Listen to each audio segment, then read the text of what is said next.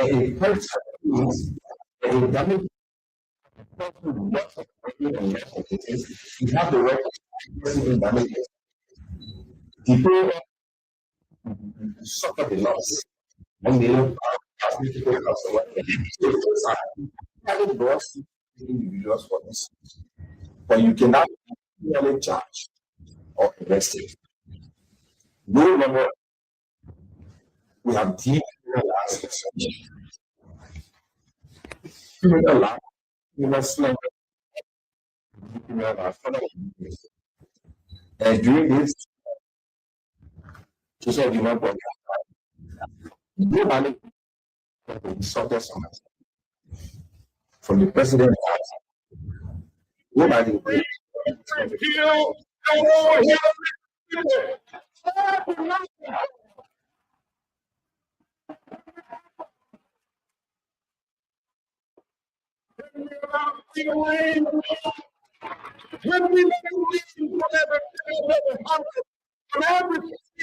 Whatever, we will be able to beat up that all the children, and fight Jews and Protestants and Catholics.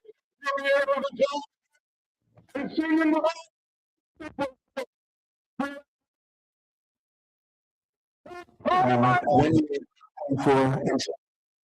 We took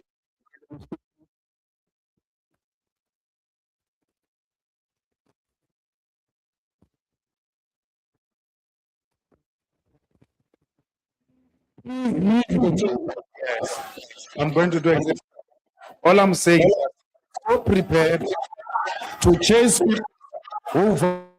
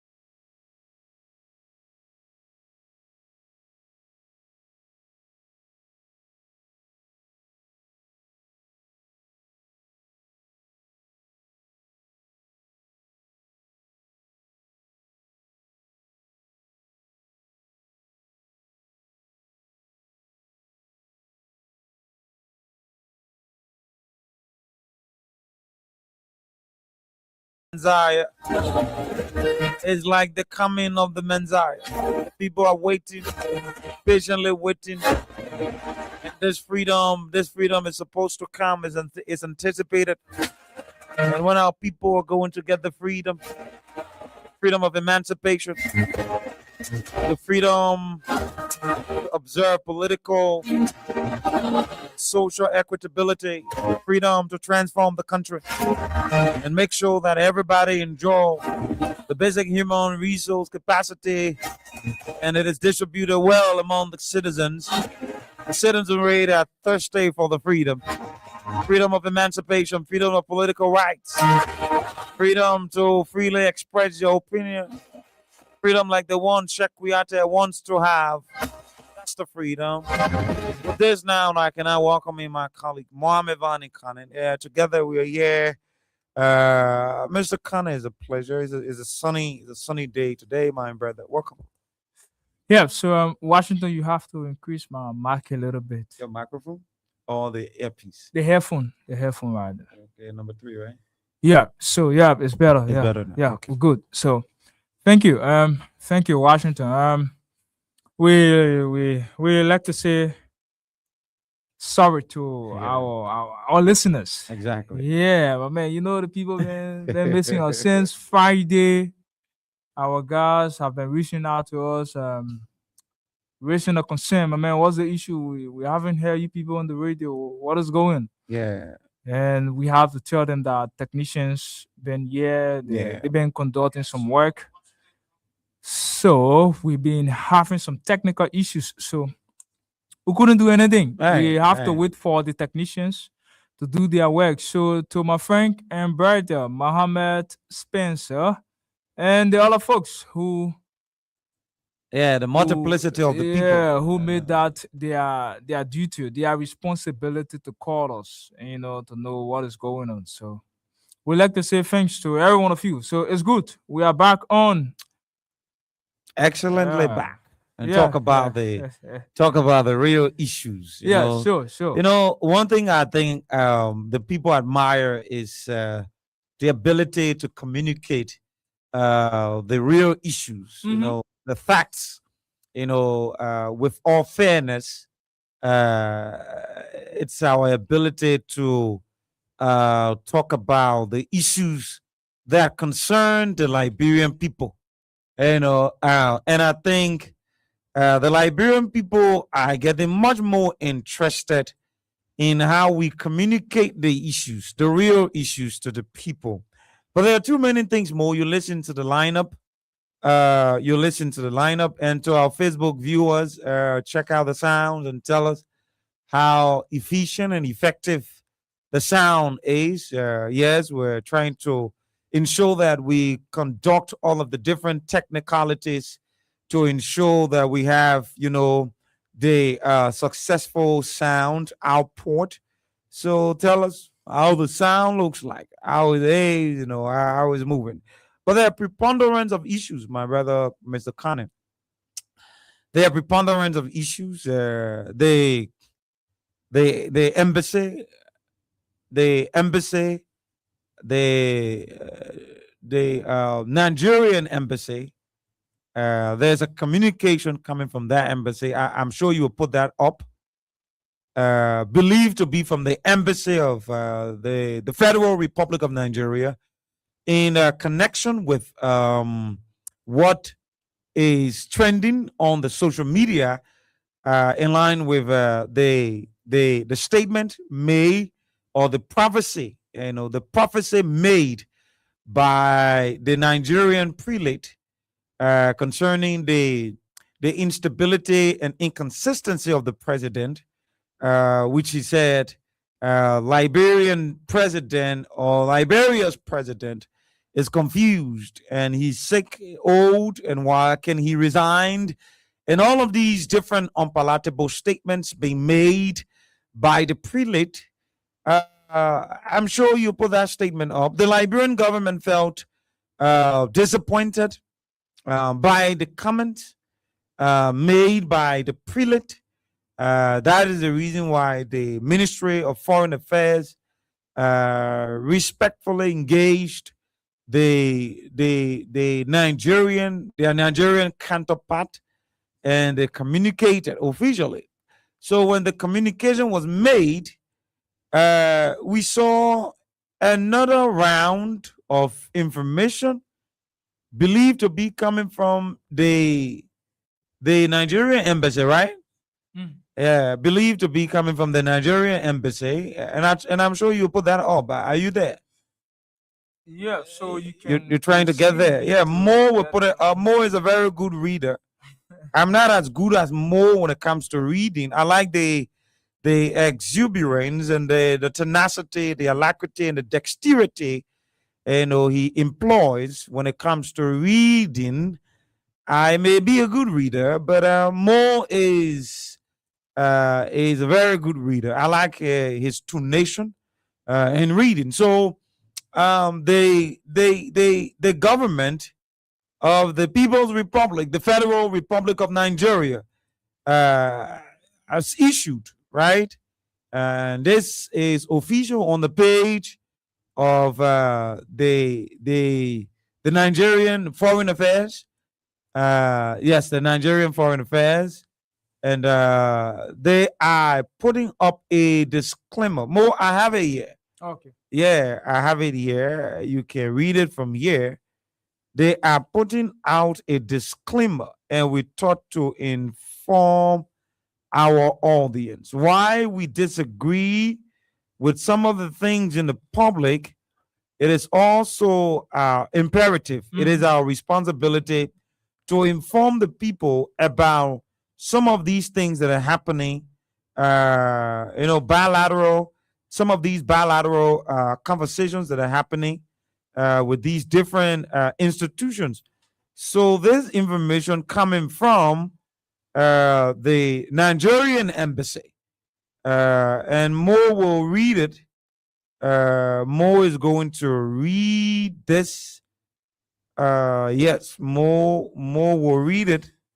Let me land my hands on it so he can read it. So our listeners, those of you following us, so that you can have access. Yes, I don't know where I got this. So you can have access to this. Yes. More you can get there. I don't know what is happening. And we also want to apologize for not being on the radio since last week. But we thought that we will be on the radio today to talk to our audience, our precious audience. Yeah. So Mo, you got it? It said the Ministry of Foreign Affairs, The Federal Republic of Nigeria. where they said the statement pull up in the public is not from their office. Yes. Or that particular statement. disclaimer. Okay. Yeah, a disclaimer from the embassy. You got it. Yeah. So Mo is going to read what is coming from the Nigerian embassy.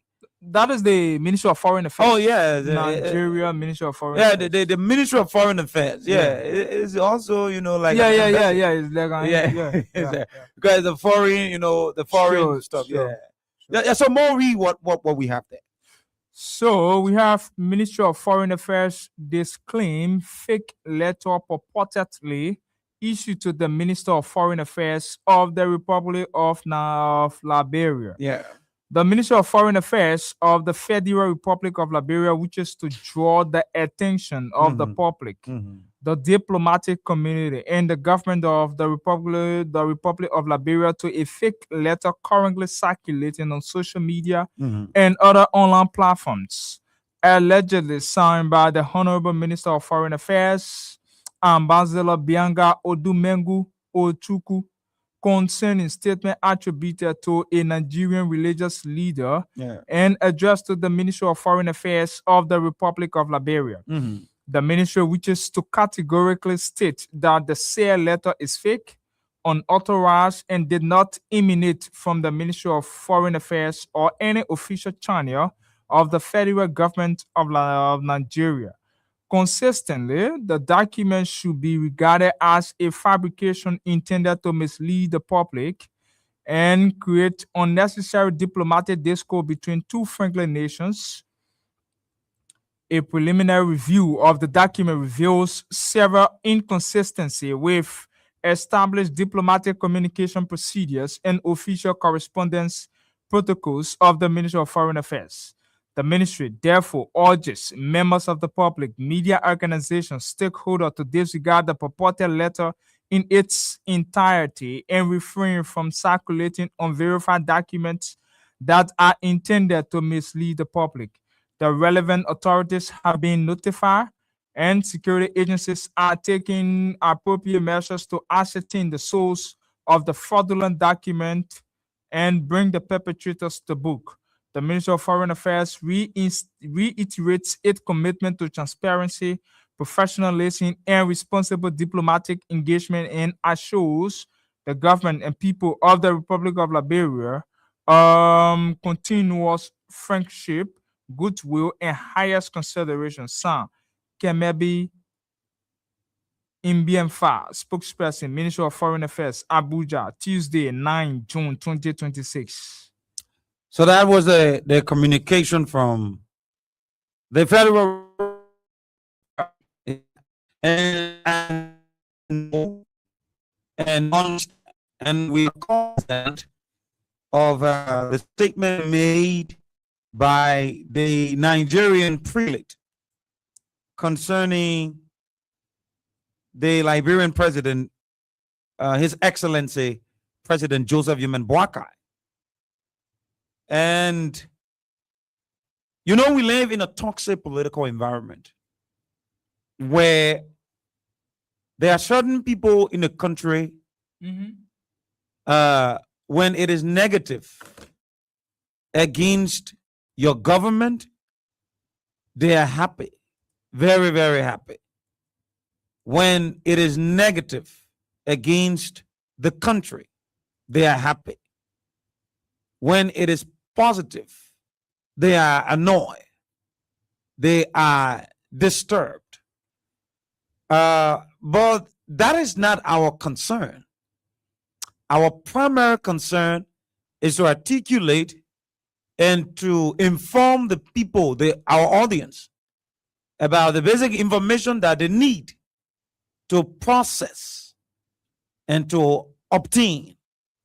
So there was this fake, according to the communication, that the communication read on different social media platforms. That identical communication is fake and misleading, as described by the Foreign Ministry of the Federal Republic of Nigeria. According to them, that communication is intended to misinform the public and the Liberian people and to stir, confusion in the public. So on the basis of that, the foreign ministry will have to come and provide a counter thesis or a counter argument to the widely publicized argument on Facebook, on different social media platforms. Now, people are very, electronically sensitive to do these things, to misrepresent reputable in institutions. So the Ministry of Foreign Affairs of the Federal Republic of Nigeria is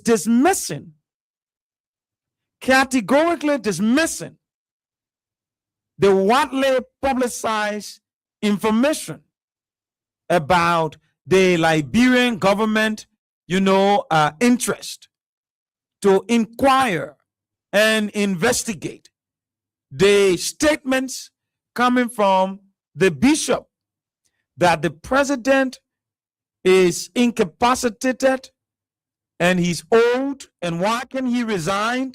He's confused, mentally deranged. So the Liberian Foreign Ministry doesn't seem to be comfortable with the statement coming from the Nigerian prelate, the Nigerian pastor, the Nigerian man of God. So it makes the Liberian government uncomfortable. Mhm. And the Liberian government thought that they could diplomatically address the issue by formally communicating to the Nigerian government through the Ministry of Foreign Affairs. But with the circulation of the purported, response, the Ministry of Foreign Affairs of the Federal Republic of Nigeria had to come out and speak out to the issue. So the ministry has spoken. It is our responsibility to inform the public that the first document you read, wherein in that document that I also read, it states that the Nigerian government cannot in any way, regulate the statements coming from the prelate and distances itself from all statements made by the prelate against the Liberian presidency as false and misleading. And the public needs to take conscience or caution of that to guide public communication safety so that it doesn't ruin the diplomatic relations between Nigeria and Liberia. People can do these things. This could be, the doing of, a political propagandist to smell the reputation of the Liberian government and make the Liberian government look insufficient and irresponsible to the ordinary people and to their Nigerian counterpart. So the Nigerian, foreign ministry needed to come out very quickly. More, I don't know how you respond to that. Yeah, so it is the responsibility of the Nigerian government to come out to provide whatsoever clarity needed by the Liberian people, because the previous communications or the previous communication sent in the public where that particular communication states the clergyman is a private citizen, Yeah. so he's entitled to his freedom of expression. They cannot censor his view. His statement doesn't represent an official position of the Nigerian government on the governance of this country, on the status of the president, the status of the economy of our country. So that was the previous communication. So we as a media institution, it is our responsibility, right, to provide better information to the public. So we research other media outlets, and then went as far as researching the official social media page of the Ministry of Foreign Affairs in Abuja, Nigeria. Right. And then they put out this statement today, few hours ago. Right. They put out this particular statement, distancing themselves from the previous statement that was put up as a response to the actions of the bishop from Nigeria. Yeah. So it is the right of the Nigerian government. And in this recent statement, they did not even mention anything from the bishop. Yeah. It was just a disclaimer So to the pull up. statement made, in the public. Yeah. So maybe probably if you speak to the diplomats, right?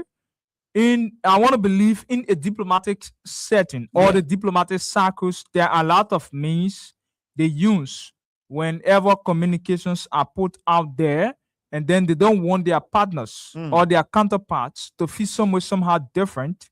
They want to resolve it under the carpet.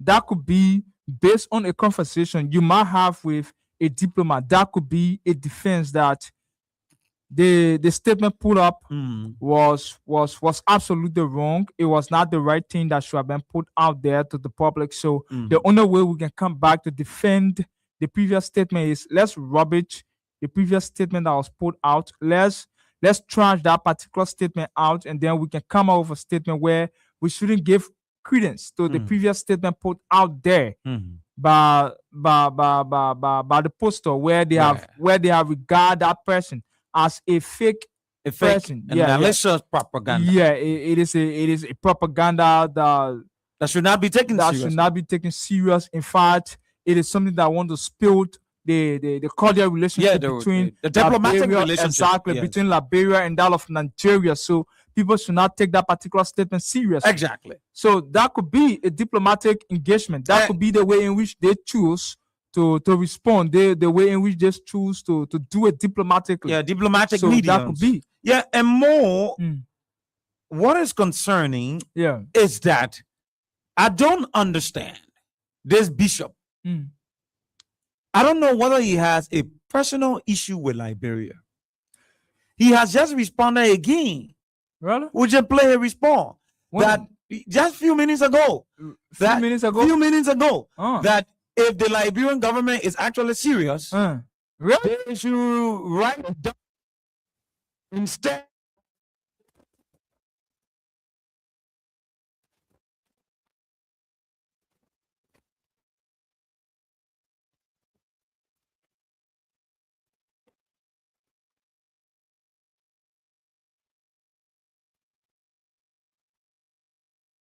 Worst. Don't write to Nigerian government. Go and write to Donald Trump. We are going to settle that Donald Trump court, not in Nigerian government. Shame to you. Your country, there's problem there. It's just a warning. It's because you have eaten things about Liberia. Liberia will not be prosper under you, bunker. Cannot be prosper under you. All of these people that are following writing, you are not enjoying it. The government, there's problem, there's achieve. This is what we tell Nigerian press government. We told Nana Akufo 2020 that his government is satanic. He didn't report me to anybody. Bunker, your government is satanic. Heaven have condemned your government. Your second time is a failure. You won't win your second time. Mark by what the prophet is talking. You don't need to talk. Go and use your juju to fight. You say people sit down, let this one humble you. Let the one humble you. You now write letter. You are wasting your ink to write to the Nigerian government because of one important personality of God telling you simple word. So saying it categorically.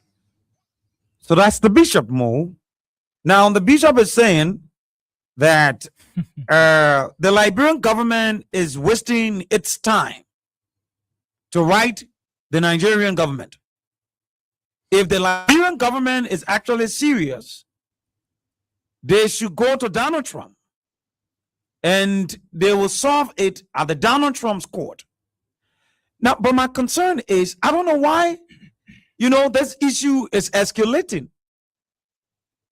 There are several, pictures of this man of God being seen with the former president, George Weah. And more besides, wherein we have seen this prelate, there is a Nigerian man of God who is dedicating projects, a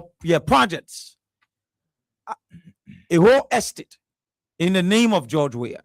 We have seen this guy making prediction or prophecy that George Weah was going to win the 2023 elections, that God said that he was going to win the elections.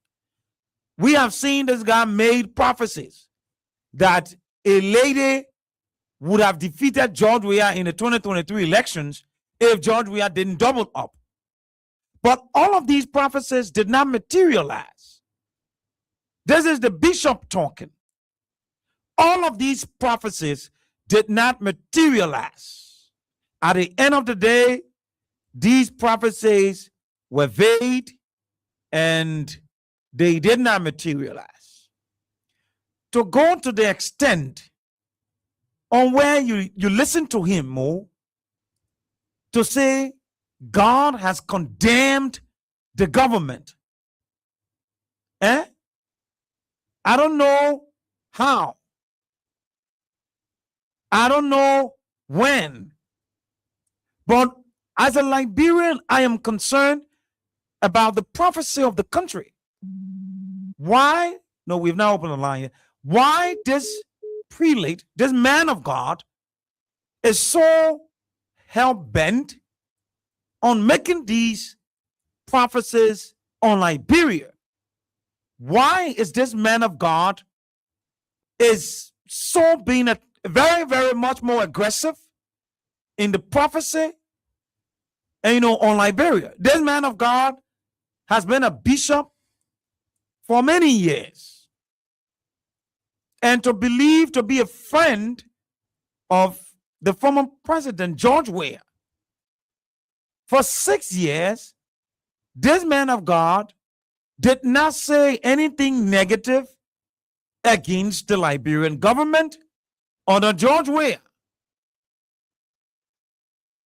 to an extent where this man of God even prophesied that George Weah would have won the 2023 elections, and the prophecy did not materialize. To see this man of God consistently, and I don't think this is the way prophecy goes. When you gave the prophecy, you leave the prophecy. Those who believe the prophecy believe the prophecy.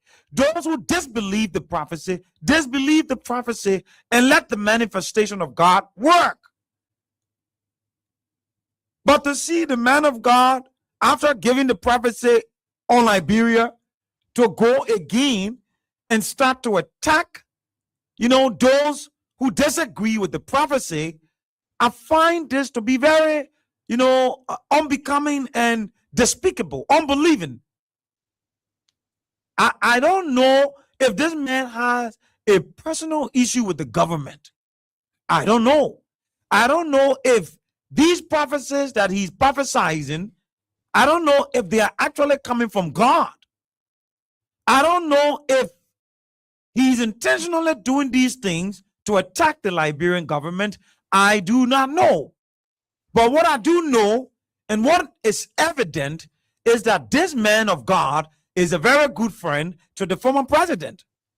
And probably the former president is his friend, and the former president is no more the president of the country. So why suddenly all of these different, prophecies that are so negative against the government, that he said God has condemned the government, that God and Joseph Boakar's second time is already doomed, and a calamity will fall on the country. The economy of the country is going to be worsened by the day. The president is tired and weak. Why he can resign? I don't know if you want him to resign or whatever. I am just overwhelmingly flabbergasted and confused about the prophecy. I don't know. I am a Christian. I don't know if more as a Muslim. I don't know how you do prophecy, but I am a Christian. I don't think prophecy is a counter reaction. You give the prophecy, you leave the prophecy, and God's manifestation will amplify the prophecy. But to go to this extent, I am confused more. And you listen to the response of the bishop. Mm-hmm. Yeah, he say you waste your time to write the Nigerian government. Y'all go write Donald Trump. It's like a word for word. It's like a word of words. I don't know where we are, Mo. Let's get your perspective on that. Yeah. So Washington, you see, since this thing about controversy around the prophecy made by a clergyman from Nigeria started, and I've been asking myself the question: when prophecy in this country became a debatable issues in this country, that people start to debate prophecy in the country. We were here when Archbishop Marco Bakala Francis, when these people command the podium, they provide prophecy to the country. And the people who yesterday, let me respond to the statement first by the bishop, right? Where he said the people are wasting their time. So one thing here is this: for the fact that we take this particular prophecy thing to be a national issue, we have elevated this particular prophecy to the national day schools, where almost all the government officials, they are on the social media debunking what the man said. Yeah. So you will give the man more space. You're going to give the man room Right. to respond. The government of Liberia complain the man. Why are you complaining the man for? For them to do what? For the Nigerian government to censor the man's views? Is that the real reason for which you wrote these people to censor his opinion? He's entitled to his freedom of expression. Don't get me wrong. Nobody should say, oh yeah, because Mo Kana is a Muslim man. No. We respect clergy people. We respect people who stand before the pulpit. We respect them. Likewise, some of our friends, even in another religion, Right. with regards to the people who goes to the church to worship. You people also have a respect for clergy people. But the concern here, I am raising here, is that when prophecy became a political issue, a political conversation, Right. where people would disagree and people would start to agree with the prophecy, I think where people should be raising serious concern or serious issues is when the person has made the prophecy, and then within a twinkle of an eye, that particular clergyman is seen into political activities. Then now, that is where you start to deal with him from a political perspective. But the man came out with a prophecy. Right. He made a prophecy, and then you start to attach him to political institution. My man, let's be frank here, right? Right. Let's be frank. There are people in this country. The late Mother Dukley, she made a prophecy in this country. Was it during the Taylor or Doe regime? It was during the Taylor regime. Definitely. What she predicted, what she prophesied on, it did not happen. It happened. We saw that. We saw the manifestation of the prophecy. It happened. Right. Archbishop Makakpakala Francis, he provided a prophecy in this country. We're talking about the young people who are about to take on the country. There will be something different that will happen. Yes. And a young person took the presidency of this country. Yeah, and they're going to see him like a king. Definitely. They will worship him. They will do this. They will do that. And people hail Makakpakala Francis for that. When Makakpakala Francis wrote a communication to the Pope, Right. in Vatican City, he was hailed for that particular prophecy. Today, when Babatunde from Nigeria is coming with a prophecy, yeah, we do agree that yes, some of the words he used in his prophecy, they are confusing. Should we say Spark confusion. a sparking confusion or controversy within the country. Right, Yes, right. to some extent, it's sparking controversy within the country. But who are those that are giving it relevance? The political people in government, those who supposed to be focusing on the Liberian people's job. They are the one giving that particular prophecy a relevance in the country. No, but what I think, the Unity Party people are concerned about the prophecy is the prophecy is coming from a bishop, Yeah. right? Mhm. And let's agree that this is a bishop that God is using to prophesy. Yeah. Is one thing, right? But this is a bishop that is heavily connected to the immediate president of the country. No, Washington, I want to disagree with you. I don't have a problem with that. Yeah. I basically don't have a problem with that. Yeah. Now, we Christians, I am a Christian. I know what some of the pastors and prophets and bishops can do. They use the pulpit, use their religion, use their offices to cause confusion, use the religious aspect of their portfolio to cause confusion. Now, I think where the unity concerns with the prophecy is because this prophecy is not a prophecy like the prophecy of Mother Dukley.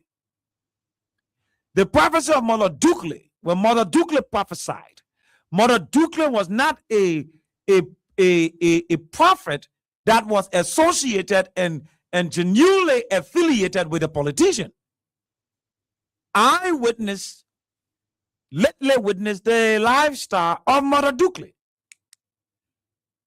Marco Bakala Francis.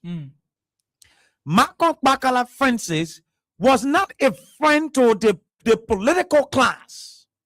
No. He was blunt to Taylor.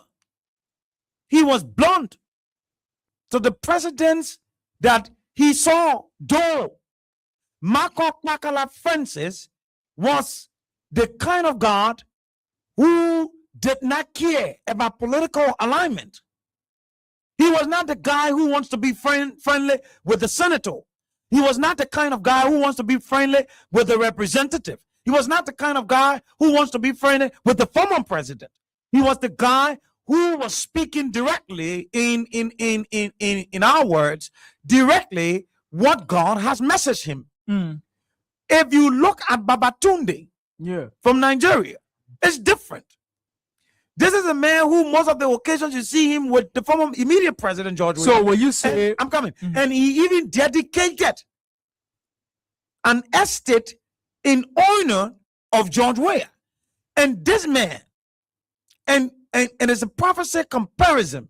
This man prophesied before that George Weah would have won the 2023 elections, and George Weah did not win. Understand the line of prophecy. This man prophesied that there will be a woman who will heavily contest George Weah in the 2023 elections and might likely defeat George Weah in the 2023 elections, so that George Weah, as a president at the time, could double up his political tenacity to defeat the lady. And there was not a single lady, even in the first 4 candidates, that could be competitive for the second round of the elections. There was no lady. So this man has made prophecies that have not come to pass. And it is real. Because if you prophesy, the prophecy has a deadline. If I prophesy that somebody will win the 2023 elections and that person did not win the elections, how do you want to? So unity partisans are concerned that this man is using, the pulpit to infuse confusion and mislead the public through the religious faith. And this is disingenuous in the minds of the Unity Party people. This is disingenuous. This is against the Christian faith. And more besides, this will cause a chaotic situation in the country amongst the Liberian people. So the prophecy, the line of the prophecy, they're looking at the authenticity of the line of the prophecy. It looks like it has a political undertone, this prophecy, according to the Unity Party people, not my personal opinion. But that is the reason why you see the Unity Party people are actively responding to almost everything this bishop is prophesying. That's my view. all right. So Washington, you said, right? So how feminine, or how do we look at prophecy? How do we determine? I think we have to invite a bishop here, maybe tomorrow. A clergy person. To talk about this. How do we determine? How do we determine this man is providing a better prophecy for this country? How do we determine that? The 2023 prophecy, the man prophesied, he failed. So how do we determine that this person is very good when it comes to prophecy? You determine, or the person is not good when it comes to prophecy. How do we determine that when the man who is prophesying prophesied before, when the man who is prophesying prophesied before, and the prophecy failed. But there are people who are prophesying on the planet, and then their prophecy did not come to reality. So for you to believe should we say these people, they are not faith, or they are not good when it comes to prophecy? Should we link these people to political institutions or political figures within the country? No, we are not linking them. But what I'm saying is that we are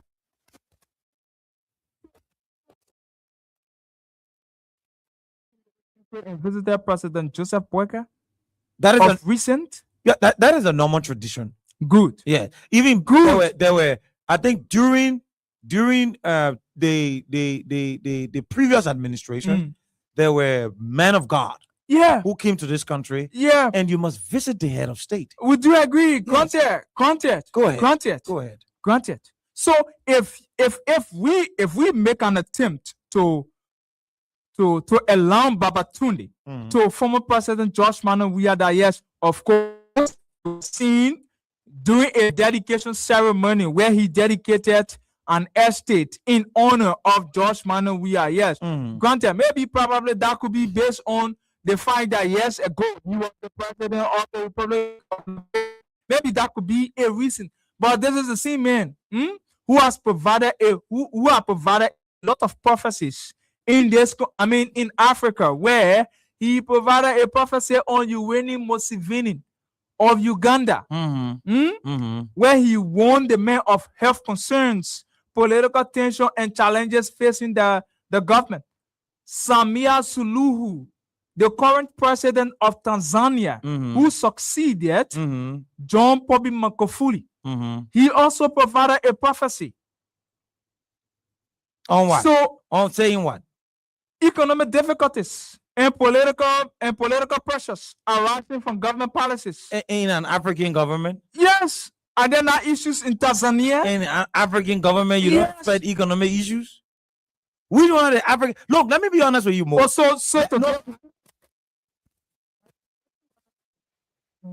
There are certain things you don't need to prophesy on. There is no African country. But in in the same way, Africa- Professor, in Africa yeah, that will tell you that they are void of economic challenges. Even in the West, you know that there will be economic challenges, so you don't need to prophesy.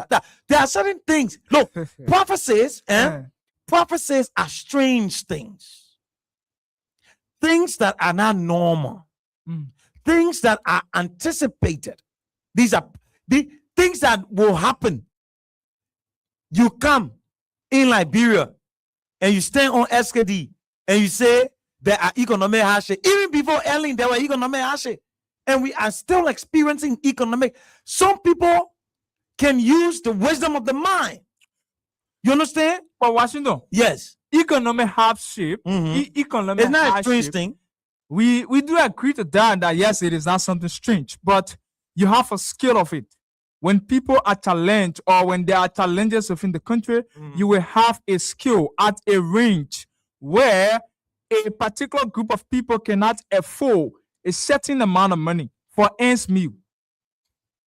So that could be some of the attributes to that. This is the same man who predated Paul Biya of Cameroon. The same man talk about Cyril Ramaphosa, Emerson Mnangagwa.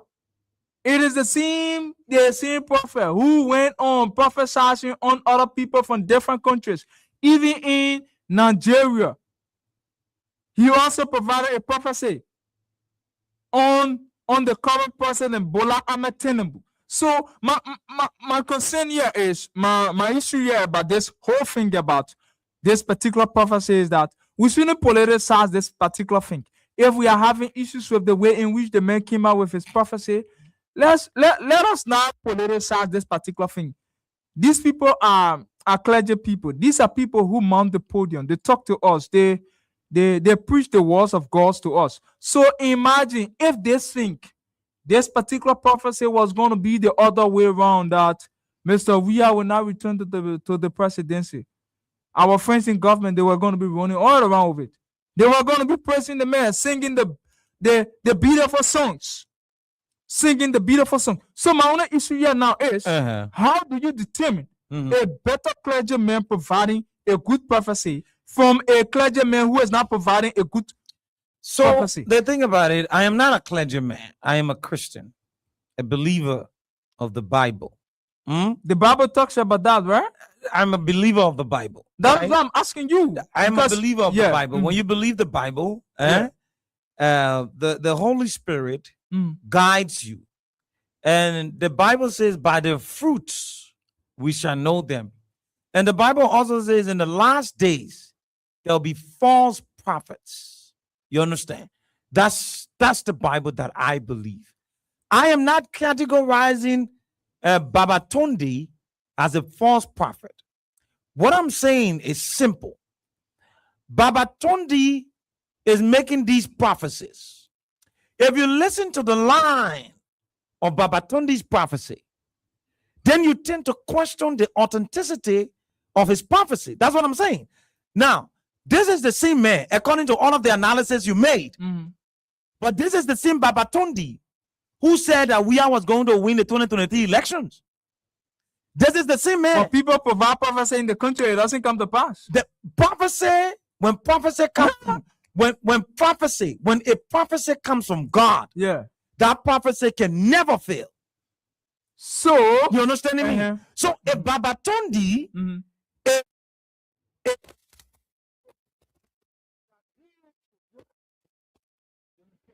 if Babatundi is a prophet that hears the word and he is speaking as an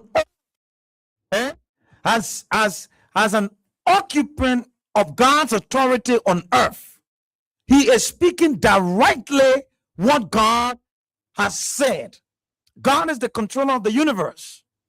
So if God said that 2023, I am going to retain George Weah as president, and Babatundi is under religious mandate to inform the people that God has said that he will retain George Weah as president in 2023. This Babatundi came and informed the Liberian people that God has said that George Weah will be retained in 2023, and George Weah was defeated in 2023. How do you believe the authentic nature of Babatundi's prophecy? Then it raises concern.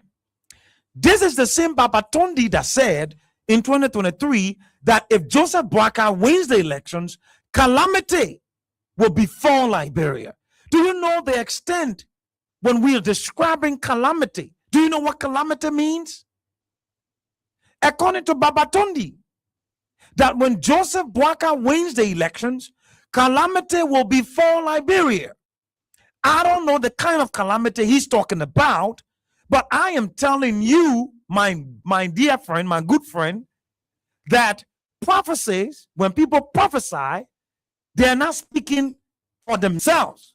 They are speaking on a mandate from the Holy Spirit and from God. So if Babatundi is telling us that Weah was going to win the elections in 2023, and Weah was defeated in 2023, and this same Babatundi is coming back to prophesy, do you expect me as a Christian to believe him? His prophecy is questionable to a reasonable man like me. I don't know about the other people, but to a reasonable man like me, more, his prophecies are questionable. I don't want to judge it from a political perspective. The Unity Party people will be angry, right? They'll be angry because it is against the Unity Party. If Babatundi had prophesied that Joseph Boakai will be re-elected in 2029,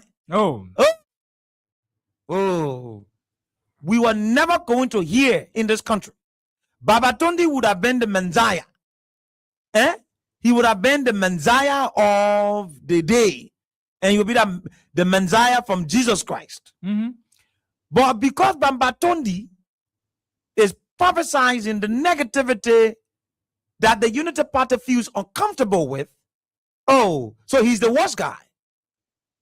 I am not telling you whether he's the worst guy or he's the best guy. I am telling you, before I believe Babatundi's prophecy, I must check on how he has prophesied about my country and if those prophecies have manifested. I believe in the past that Babatundi's prophecies about Liberia from the 2023 elections, everything he said did not come to pass. Can I still believe this one that he's saying? I can believe it because the first one he told us, he told me, and yeah, the prophecy, I got some of the prophecy in the phone, and I can play some of these prophecies. Yeah, it's one of his prophecies. Yeah, listen, folks, listen. Listen, folks, listen to Babatundi. People of Liberia and George Weah, if you allow the opposition to win, you will suffer. The Liberians will suffer. Our economy hardship, poor will suffer, rich will suffer, average people will suffer. You see, all the four classes of human will suffer. We suffer. I'm not from Liberia. That's the message of the Lord for people in Liberia. You should put that opposition of Bukenya or Bukani to be your president. Oh, Liberia will sing. Calamity will befall Liberia. You don't expect joy again. The name Liberia will crash. This person has nothing to offer you. So you see now, what the question, the questionable thing, if Babatondi and Mo, if Babatondi was a neutral man, he does not know George Weah. He has not affiliated himself with George Weah. He has no dealing with George Weah. And you understand? If you're that kind of guy, I could see reason. But now when you see Babatondi is with George Weah and he is affiliating with the man, he's dedicating project with the man, and the man is in the same race that Babatondi is prophesying against, how do I believe Babatondi's prophecy? The concern is coming from Mo. I don't know if you have something or we can go to the line. Yeah, we can go to the lines because we have other topic to talk about. Yes, so we can go to the lines, and I know the lines. Our guys are back. We want to apologize again for not being on last week. So the numbers are called at 0770 131318. 0770 131318 are the numbers. Hello. Thank you very much. Good afternoon, Washington. Good afternoon. Good afternoon, Mohammed. Washington and Mohammed. Good afternoon for your discussion this afternoon. But my attention has been drawn to the prophecy. Go ahead. The prophecy that was made by Abotoni, he was not definite to call President Weah name. He said, if the opposition win, Liberia will suffer. So that information that United Party is running with, that George Weah was affiliated with Abotoni in 2023, it was fake. My man, the man was affiliated with the man. He was affiliated with the man. Don't change the thing. No, I got records. Yeah, let them come in. Even in that same prophecy, the man went on to say, I don't know Weah. It was the after President Weah lose the election, it was the time President Weah went into Syria where that dedication was done. It was at the time President Weah left. My man, I can play you recordings, man. I can play you recordings. Yeah, but at the time President Weah was not affiliated there. So the only thing that is making our brother vex is because the prophecy don't align with President Weah. But let's take Solomon, Bishop Solomon of Nigeria, that prophesied that Bukele was going to win. When President Bukele won, then they gave him a state record at the University, at the Executive Mansion. Look, Washington. So what our when Babatondi prophesied that Weah was going to win the elections in 2023, and Weah did not win, how do you call that as well? No, he did not say. He said, don't let the opposition to win. So excuse me. Babatondi is prophesizing. George Weah is the president. Excuse me. Babatondi is prophesizing. George Weah is the president. Who is the incumbent?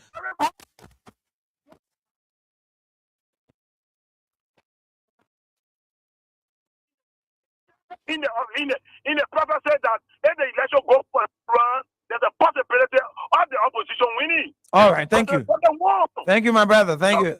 Yeah, just a minute. I just want to give a word of caution. Brothers from Unity Party are doing, in my mind, they are destroying and bringing our religious community to public ridicule. Thank you, my brother. Thank you, Spencer. Thank you, Spencer. Spencer, let's leave you there. We got to take other callers. Hello? Hello? Let's get this person off the line and take the next caller. Hello? Hello? Yeah, Mr. Washington Tape. I'm doing fine. Who is it? This is Abba Kemuka. I'm in Carwell. Kemuka, go ahead, my brother. Go ahead quickly. You know, I listen to the guy. If you listen to the guy's voice, you can see the anger on his voice. It's like someone who are benefiting something and they lost it. So he's angry. Because every prophet we read about, any prophet that prophesied, he will give the way forward. But he just gave an open prophecy. and making a lot of statements. We are aware that this man came in Liberia, he was given a heavy escort during president. We are done. And he was given a lot of things. We know. So the benefit the man was getting, you are in your country. The Bible says, take the speck from your eye. Then you will see clearly in the other man's eye. You there, Boko Haram carrying people children.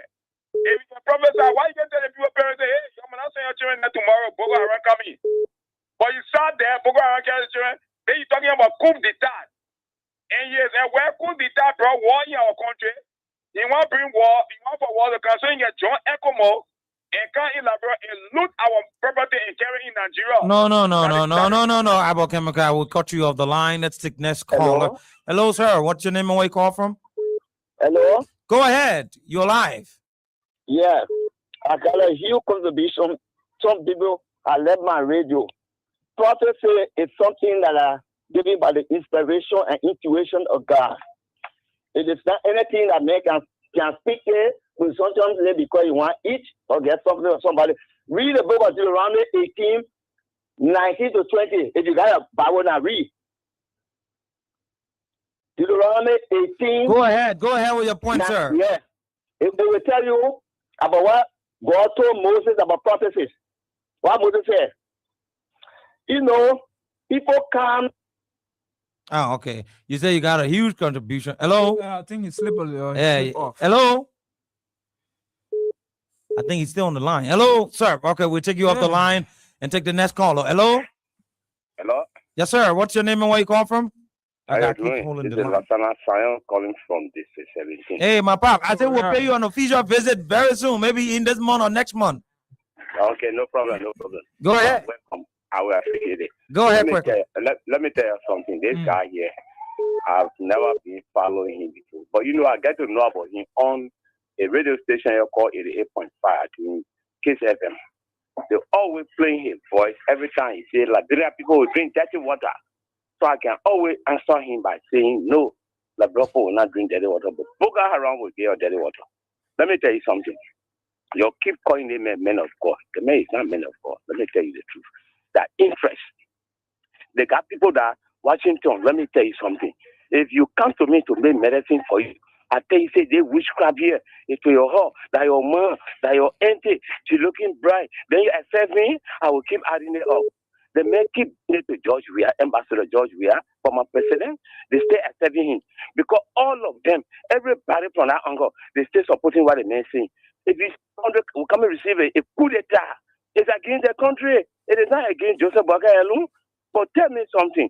Even coup d'etat take place, that means George Weah will become president. If even today you say, yeah, today Joseph Boakai, that George Weah will go there. You see the problem?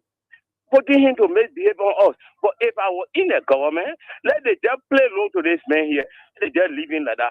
Since they feel that this man boy can give him power, this man boy will make him president of this country.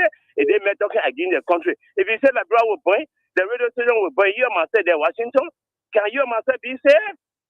That brother will burn. All right, Mr. Sano. They are in the country, then they're supporting. Right now, you come in here, they come and start calling, supporting the man ID. All right, Mr. Sano. Somebody go against your country, then you take the person to be good person. That meant that demon. No, Mr. Sano, no, Mr. Sano. No, Mr. Sano, no. Wait, no. No, the man is not man of God, man. The man is not man of Mr. God. Sano. Why am I not accepted?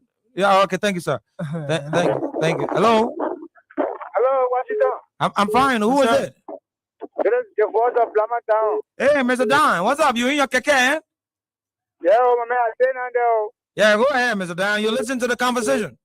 Yeah, thank you. Mama, you're not by one medicine. What kind of medicine? Amen. You know what the president said they got that? My man, I don't want to discussing you. We're gonna make Yeah, man, you gotta go buy a medicine, yo. My man, make a point that all people on the line. Thank you, my man. Washington, thank you. You know, you there extremely well the afternoon for you to explain some of the things. You see, Mo was telling you, if it was George Weah who the prophecy coming to, all the opposition today, they put in power today, they can be happy. But Washington, let me remind you, the prophecy came there one time when 2023 was in the election. The man of God said, if George Weah now wins, And the people of Liberia may mistake the vote worker that will be a calamity. You know, see the calamity in the House of Legislation. You know, see the House of Legislation going. They may also show you say there will be serious calamity. You know, see Kenny going on in Kinjo. I not see the people die in Kinjo freely. They may also give a promise. You know, see the people that die in Bonkante. That gather explode. You see the people that die over Washington. I not see all the promises that are coming on. So you want the prophecy to come directed to still in your hand? No. Prophecy will take time. It will come small, and how the prophecy coming. Okay, Mr. Down. Washington, let me be friend. And then country is really going to the direction you want it to go. No. The That will answer that question. Everyone of us, everyone of us confused. Even my kettles are confused. Okay. Thank you. Man. Thank you, my brother. Thank you. Yeah, I know you're confused. So yeah. Messy, confused. Hello. Good evening. Good evening. What's your name and where you come from? This is Princess calling from the Unity Party Intellectual. Yeah, you know the party, Princess. Go ahead. Thank you. You know the calamity is spoken. That one happening now in Nigeria. Oh no, George, we are people die. Oh no, George, we are rich. You're not care all the time. You say the die palace. Because my talking about people dying, people. So the die when George we are a president, nobody die. We George we are I will president Bagata. I know you're not. We know you're not. You all want a laptop to do that thing. You're paying now. You're angry for. You know you're not finding your way into participate on the now. So you want to do anything that you can to destroy Liberia. But you don't forget to know that Liberia to get people praying for her too. So your prayer will not work. He talk about calamity that ain't happening now in Nigeria. Ain't he there? Killing people children. They kidnapping people children. They go on here to scatter. What's happening now in Nigeria? Ola calamity. Liberia, God is not sleep for Mama Liberia. God will not sleep over Mama Liberia. God no President Baka hat. God no it too good. So for him to have speak a false prop and so he say that vision in her, that vision is in Nigeria. Okay, Princess. No, he was going to pass on in Mama Liberia. Okay, Princess. Thank you, my sister. Thank you very much. I'll leave you there and take the next caller. Hello. Yeah. Concern Liberian Prison for Justice. Go ahead, man. So when President we are and I'm a friend that crying like brother, I shouldn't be friendly with Papa Tuni. So I want to ask, so in case the way President Bagala Diko in a church in a Baptist church, in case the Baptist pastor in a church, see vision for President we will say that loud because he goes on the Baga in Baga church. And that's all. The prophet said they make it. Most of them are going to sign the prophecy. They can be for church to church, looking for prophecy. Most of them are going to sign the prophecy today. Moving from church to church. They're looking for prophecy. When they're not prophesying on the other church, they move on and go to the other church. A prophecy they make it. The men never told people that President we are going to be President 2011. He said if President we are winning election, you need to work hard. Said it. He said if President we need to work harder. He prophesied about Ghana. He said, if Nana Kobo Ado, now work hard, you will not get it. The president, you will not win. It happens. All right. All right, listen. All right, my sister. Thank you very much. Thank you. Yeah, the Unity Party people are a little bit not comfortable with the prophecy. Hello. Paul Simon from Freeport. Go ahead, sir. You know what? I mean, laughing. The guy was saying confusing. If I knew that I could get, I would not get inside. People are not follow with calamity. So you need to take time. You know when you are confused when you are driving, you can get yourself into serious calamity, and I will leave you to serious predicament. Now, the issue is, I love the way the argument is going. The sedition I believe in the other prophet now.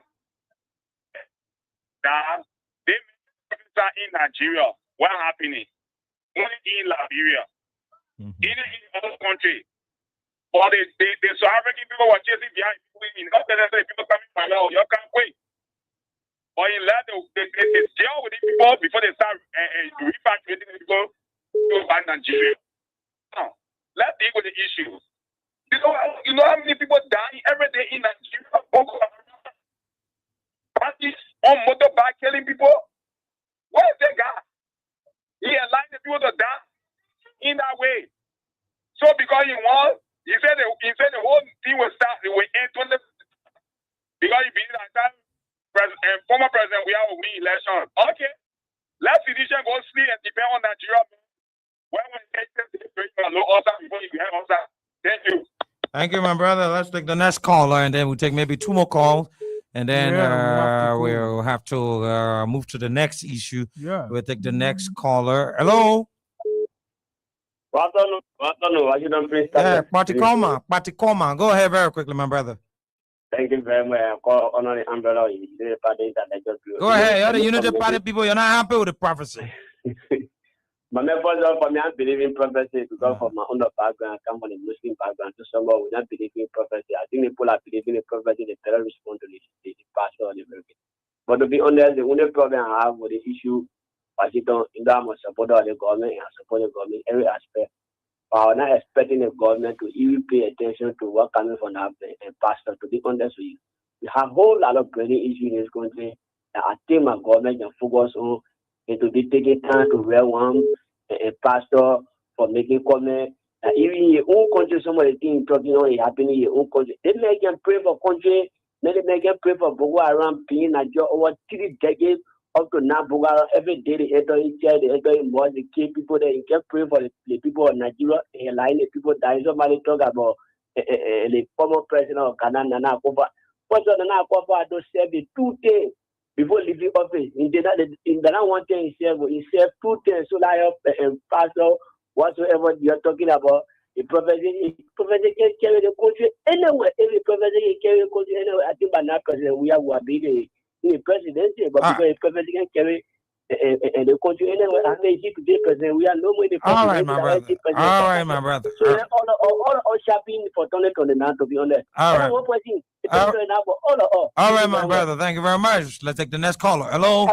Yeah, good afternoon, my son. Good afternoon. How are you doing? Yeah, thank God. Festival Bar calling from Justin. Hey, for Justin. Madam Bar, go ahead. Okay, thank you very much. I just seen Pale as you said, the deception in the garden. It's too much. You're running around, talking all kind of things on the radio. You know, say the prophecy. My brother, you're traveling now. You say, Boga will make 210. Or I'm bet. Don't you that way, President Boga get there. Then I tell you, your trap. Yeah, I come from Grange. President Boga will never go back to 2029. Oh, push it out. No. Thank you very much, man. That is an opinion. That's a political opinion. Hello. Hello. How you doing? You probably be our last caller.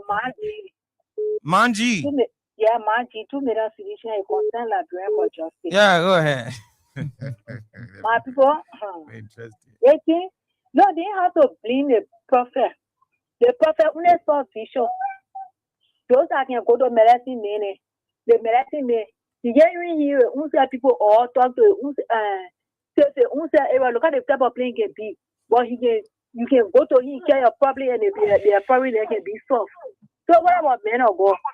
So if God revealed to him, he say anything, then should just leave him and pray to God. God revealed to redeem. All right. He got no right to go over there because in the man. Oh, okay. Yeah. All right, mine. Thank you, my brother. Mine, sister. Thank you very much. Mo, we can leave it there.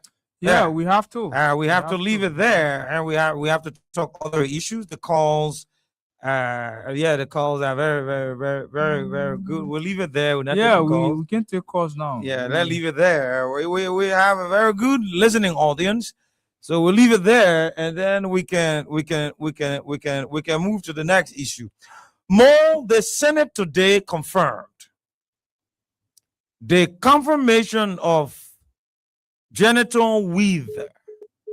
I just read the post by the Secretary General of the Alternative National Congress, the ANC, that this is an eye opener for 2029.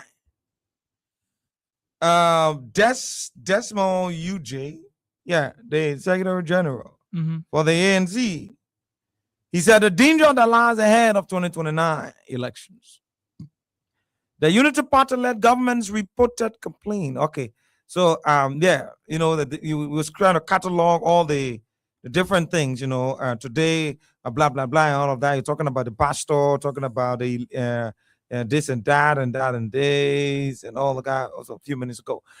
Now, this has been a concern from a lot of the political actors. The Senate on today announced that Genital Weeder, the guy believed to be contracted by the Unity Party in 2023. In 2023, contracted by the Unity Party. I'm saying contracted because I want to know and I want to have a balance of my words. So the guy contracted by the Unity Party in 2023 performed electoral responsibilities for the Unity Party in 2023 has now been confirmed by the Liberian Senate as the new National Elections Commission chairperson, Genital Weeder. A lot of political parties think that Mr. Weeder should not be the National Elections Commission chairperson because he may have had some political ties, some political relationship with the Unity Party. But again, there are criteria set for confirmation that you should not, or denounce your political affiliation with any political party if you are or you have ever affiliated with any political party. You have to denounce your relationship with any political party before you be confirmed. So Mr. Genital Weeder said that I am no member of the Unity Party. I do not hold a card of the Unity Party. And I don't know why people are thinking that I am a sellout for the Unity Party and I will embarrass the 2029 elections for the Unity Party. I don't know. I have no idea of that. And so, different political opposition parties have expressed dissatisfaction in the appointment of Genital Weeder.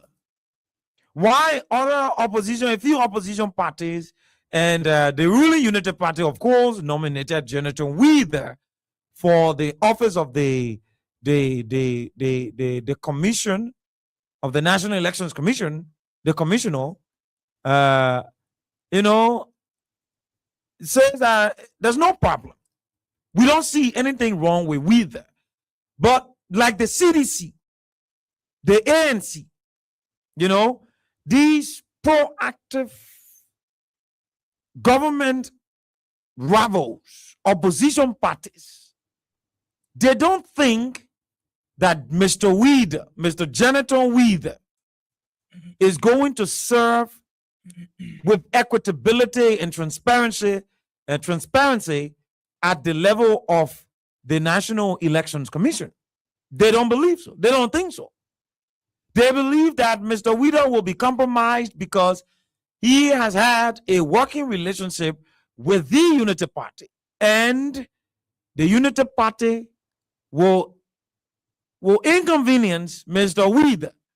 The possibility of electoral rigging in the country is where the ANC, the CDC, these rival opposition political parties to the Unity Party are looking at to see a man who has affiliated with the Unity Party, now confirmed by the Liberian Senate, to be commissioned by the president to take over the electoral body of the country to decide the winner of the 2029 elections.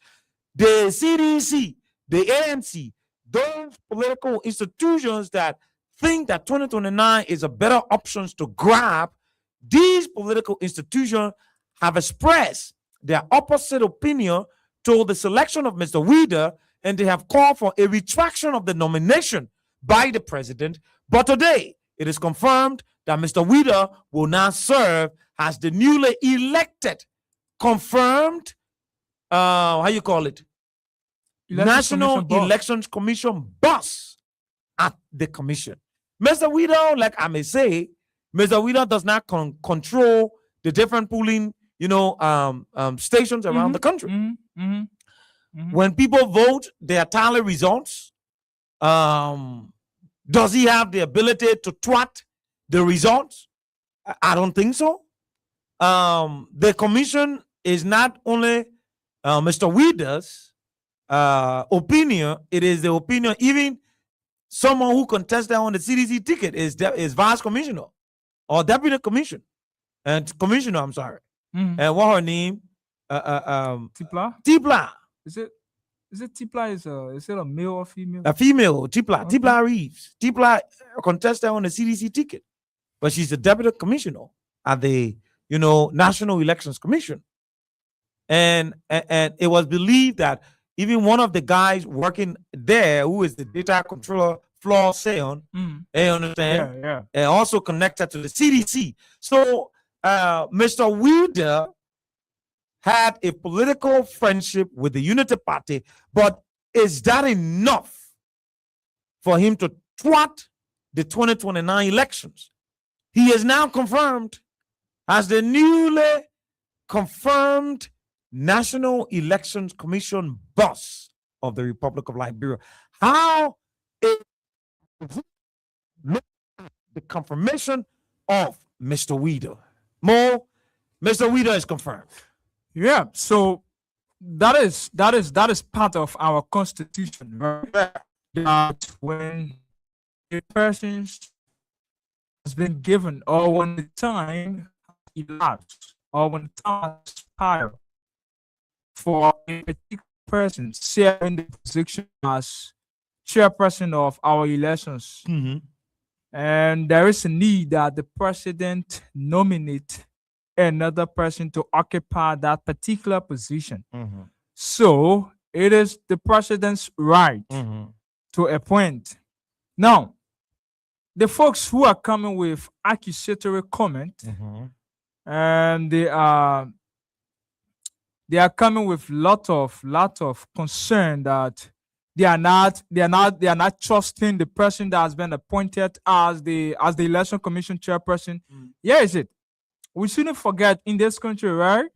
Madam Devietta Brown-Lassana was appointed by the former president George Manuel Weah.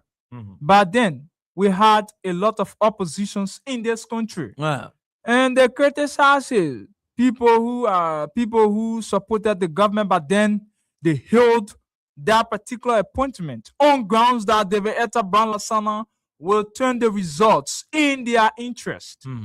These were some of the comments made by people who believe to be supporters of the former president, George Manuel Weah, and supporter of the CDC. Right. Now, here is it.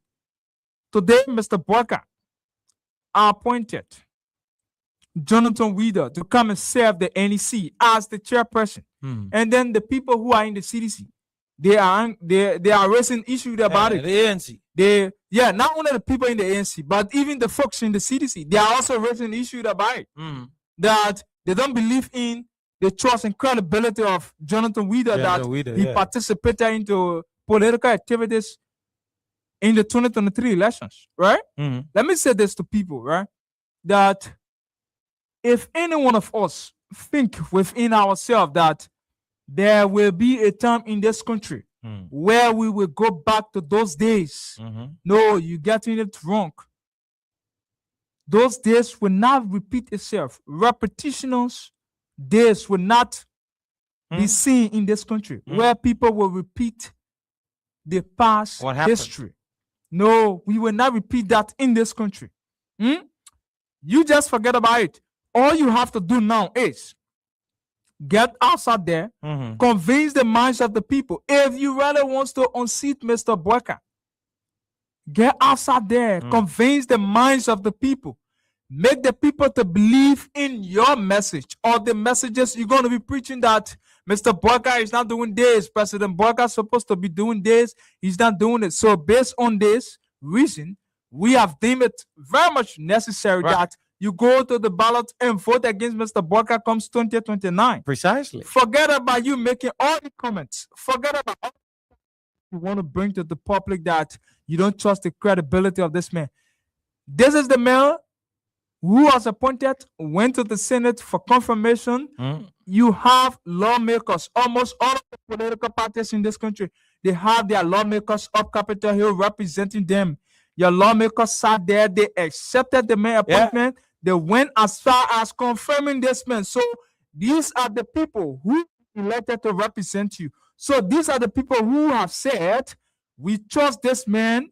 He's independent. We trust him. Yeah. He's educated. He knows how to make his way at the NEC. He's going to make the best decisions when elections are here in this country. So that is the reason why these people go to the extent and confirm him. Yeah, he was validated. He was evaluation took place. Yeah. These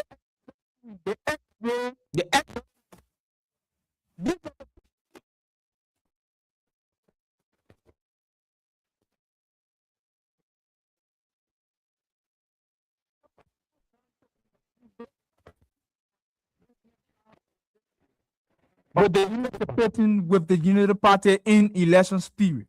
And then your lawmakers of Capitol Hill, they said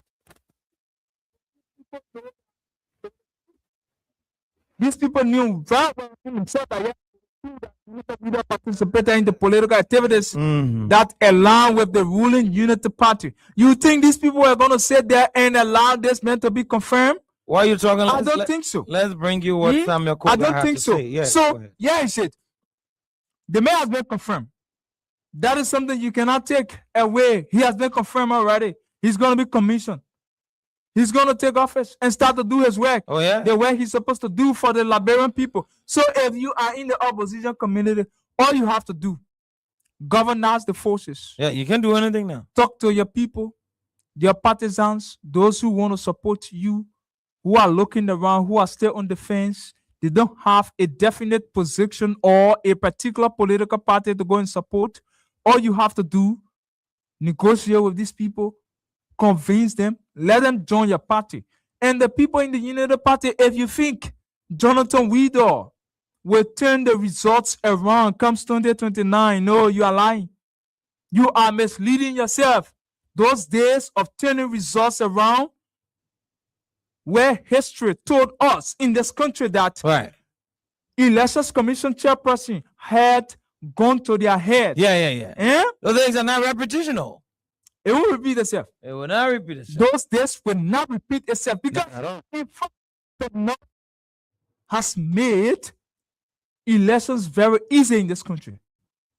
Where before the Elections Commission chairperson can announce results, people have already gathered. People have already gotten the results. They know they are standing. It happened 2023. And let me just say this more, man, before we play what Samuel Koga had to say, because he had a different opinion. Samuel Koga, Senator Koga, who was heavily supported by the So Washington, before you come in, let me I just wanted to say something. Yeah. There were days in this country when the CDC, during the CDC's administration, they how you call it, the CDC appointed David Etta Balasana. But before David Etta, there was an appointment before David Etta that sparked up a serious controversy, which was Councilor Nuodudi Wabodike. Yeah, Wabodike. Wabodike's nomination, the opposition political party, the Unity Party, the ANC, that time they had a very good relationship, working relationship. They were very good. They were very solidified. They went to court. They went for hearings at the Capitol. They resisted the appointment or the confirmation. That was the confirmation of Wabodike. Because they said Wabodike has a deep working relationship with the Unity Party, and he's a foreigner, and he is not naturalized in the country. Unity Party research and X-ray Wabodike. So you understand? Unity Party X-ray that man until he was sufficiently disqualified. We there are noise around the place. Oh, we not like it. Oh, this that. I understand. So if you think that the Unity Party's appointment of Mr. Jonathan Weaver to the National Elections Commission would have, interpose, electoral matters in the country from the positive perspective to something negative, you should have stood up as a political institution, bring out the different prima facies, bring out the different evidence that you have, and make sure that you convince the legislature that you cannot confirm Mr. Weaver. But listen, I believe, like I said, we have a very conservative, opposition, very civilized and relaxed opposition. Just make noise and they don't take action. We have a very civilized opposition. If a very drastic and radical opposition would have found something, let's agree. There should be no political participation, ABC and all of that. But Samuel Koga voted against that. He said it is not good. He is a affiliate of the government. He's affiliate. He is a benefactor of this government. This government supported Samuel Koga to win the elections in Nimba County. Today, Samuel Koga is despondent. Today, Samuel Koga is expressing his negative opinion on the confirmation of Jonathan Weaver, that he does not support that. And for that, he thinks it is chaotic today to the democracy. He thinks that, Jonathan Weaver's ascendancy to the office of the commissioner is going to, divide the country's electoral, process in the country. We'll play his voice. You understand? I'm just trying to draw an analysis on what he said. But you can make a conclusion. Then we'll play Samuel Koga's voice. Yeah. So this is what I was saying, right? That the folks in the Unity Party, if you having this thought, this particular mindset, this fixed mindset that we will rig the election comes 2029.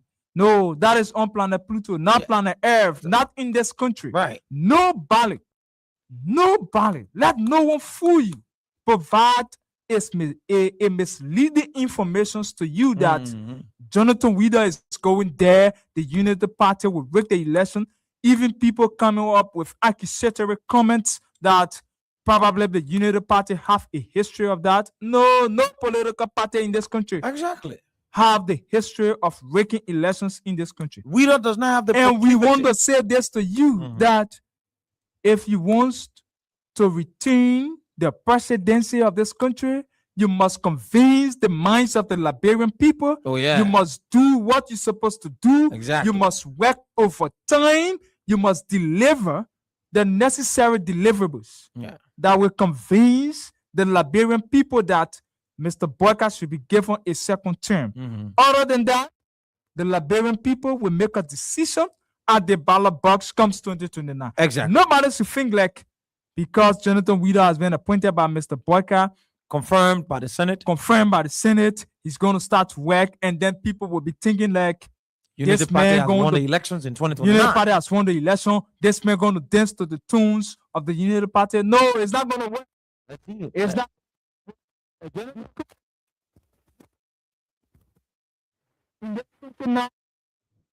Anything you do in this country, if you're not careful, you should be careful of the internet. Yeah, internet is very little mistake. The people you're gonna be seeing all. People compile all the information and file to everything gonna be put to the judiciary. Definitely. Imagine put a stay order on the election. Washington. Yes, it. Imagine David Brown Lasana, who was appointed by former President George Manuel Weah. Being appointed by an incumbent president. That means you can pay loyalty. And you respect the decision of the people.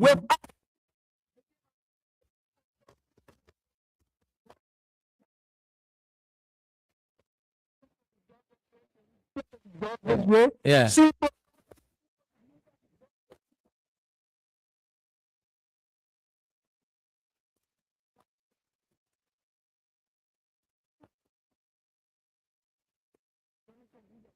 Flipping, or Jonathan Weaver going to turn the results the other way around. No, it's not going to work. You're getting it wrong. No, it's not going to work. That is the reason why we are the watchdog of the society.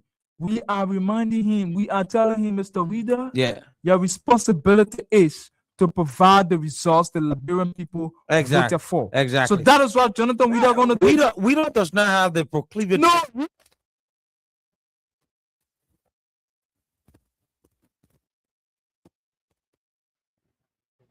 Samuel Koga. That resulted to a major. Good afternoon, sir. How are you today? Well, fine, thank you. I'm thankful to the Almighty God for He good to us. He gives us all we need. Amen. Senator, today you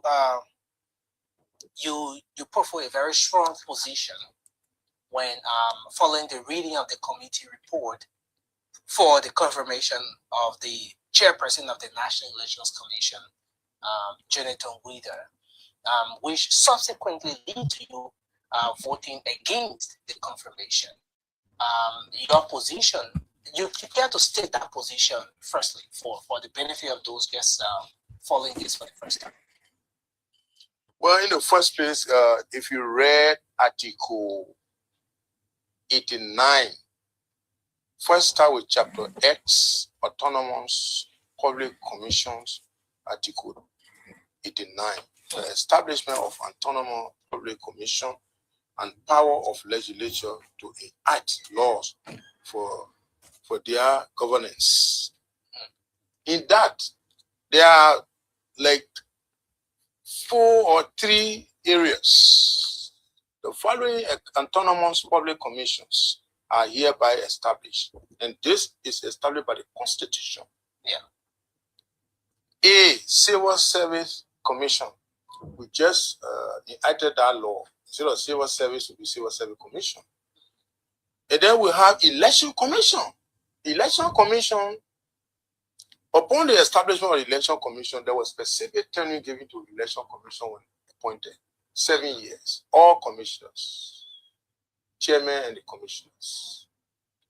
A particular training given it by the law, because the law was created and that power was given by the Constitution, Article 89.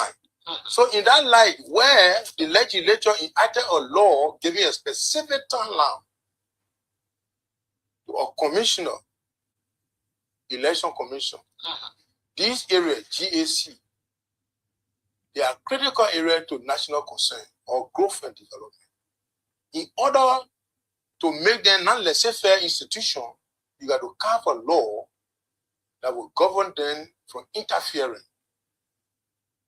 So when the time is given, it should be in conformity and you should comply within that term. Yeah.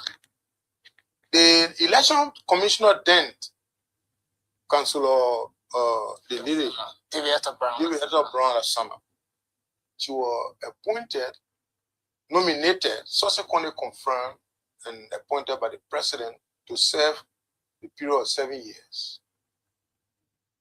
In that light, I think she left with 2 or 3 years on expired term. Where the commissioner had resigned, the framer of the law had given a particular timeline, which is 7 years. So whatsoever tenure left unexpired, whosoever that will occupy that position should serve within that period. And afterward, if the president, he would have been confirmed for the unexpired tenure, at which time, when the time is over, if the government finally fits, then they can make a net decision. But to give him 7 years is a violation of that. So were you pushing that the confirmation that took place today be for the completion of the tenure of expired tenure of Madam Brown? Exactly. That's it. Because it's specific. Why will you be specific and deviate? Then the argument they brought was this position is not an elected post. Fine.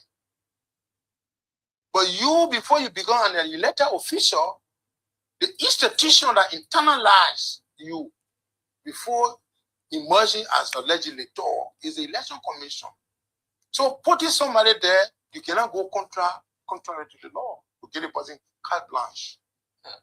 But are you also taking into consideration, Senator, that if the confirmation today is to go for the unexpired tenure of Madame Director Brian Lassana. We're going to be talking about a whole different process for Mr. Jonathan Wither if he's to be renominated. So let hold him there, right? So you listen to Koga. Koga is expressing constitutional violation of Mr. Jonathan Wither succession as the National Elections Commission chairperson. He said, no, Jonathan cannot be. We should not confirm. We should not have even confirmed him in the first place. Because David Eto's constitutional period has not elapsed.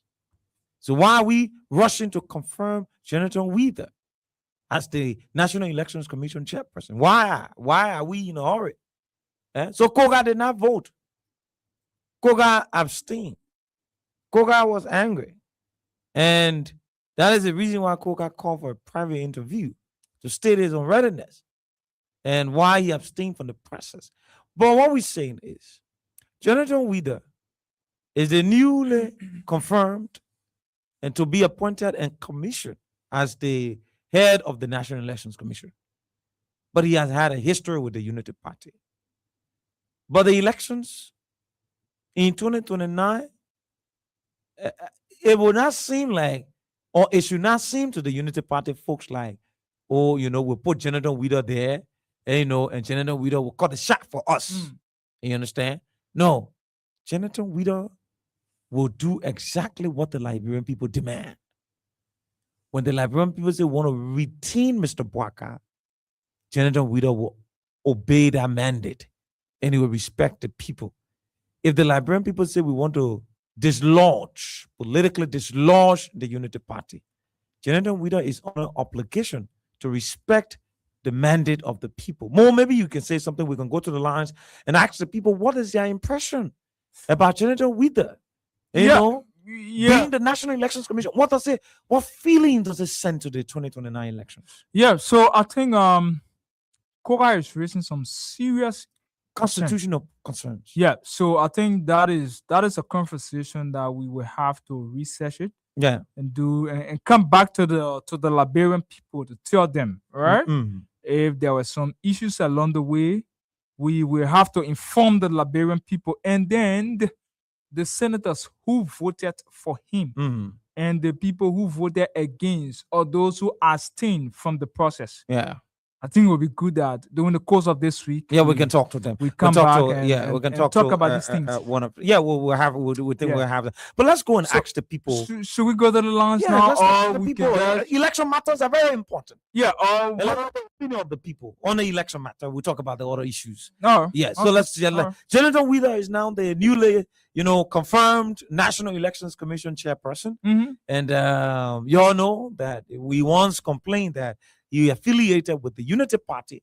But what does it mean for the 2029 elections that Jonathan Wither is now the head of the National Elections Commission? 0770 131318. 0770 131318 are the numbers to call. Let's go to the lines. Hello?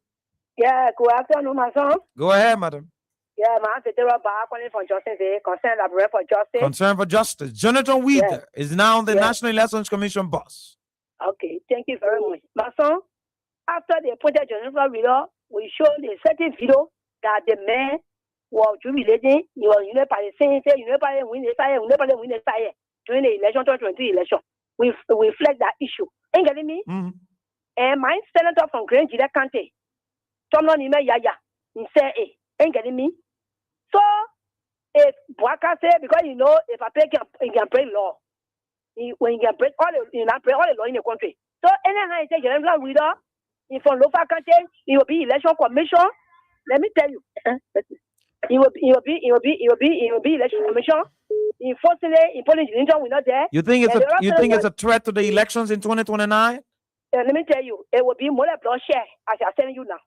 Because 2029, I tell you, Nepal will listen well. Clinton will go to the pool and mark our ballot. After we respect our constitution, we vote President Weah, and we'll get our talent sheet.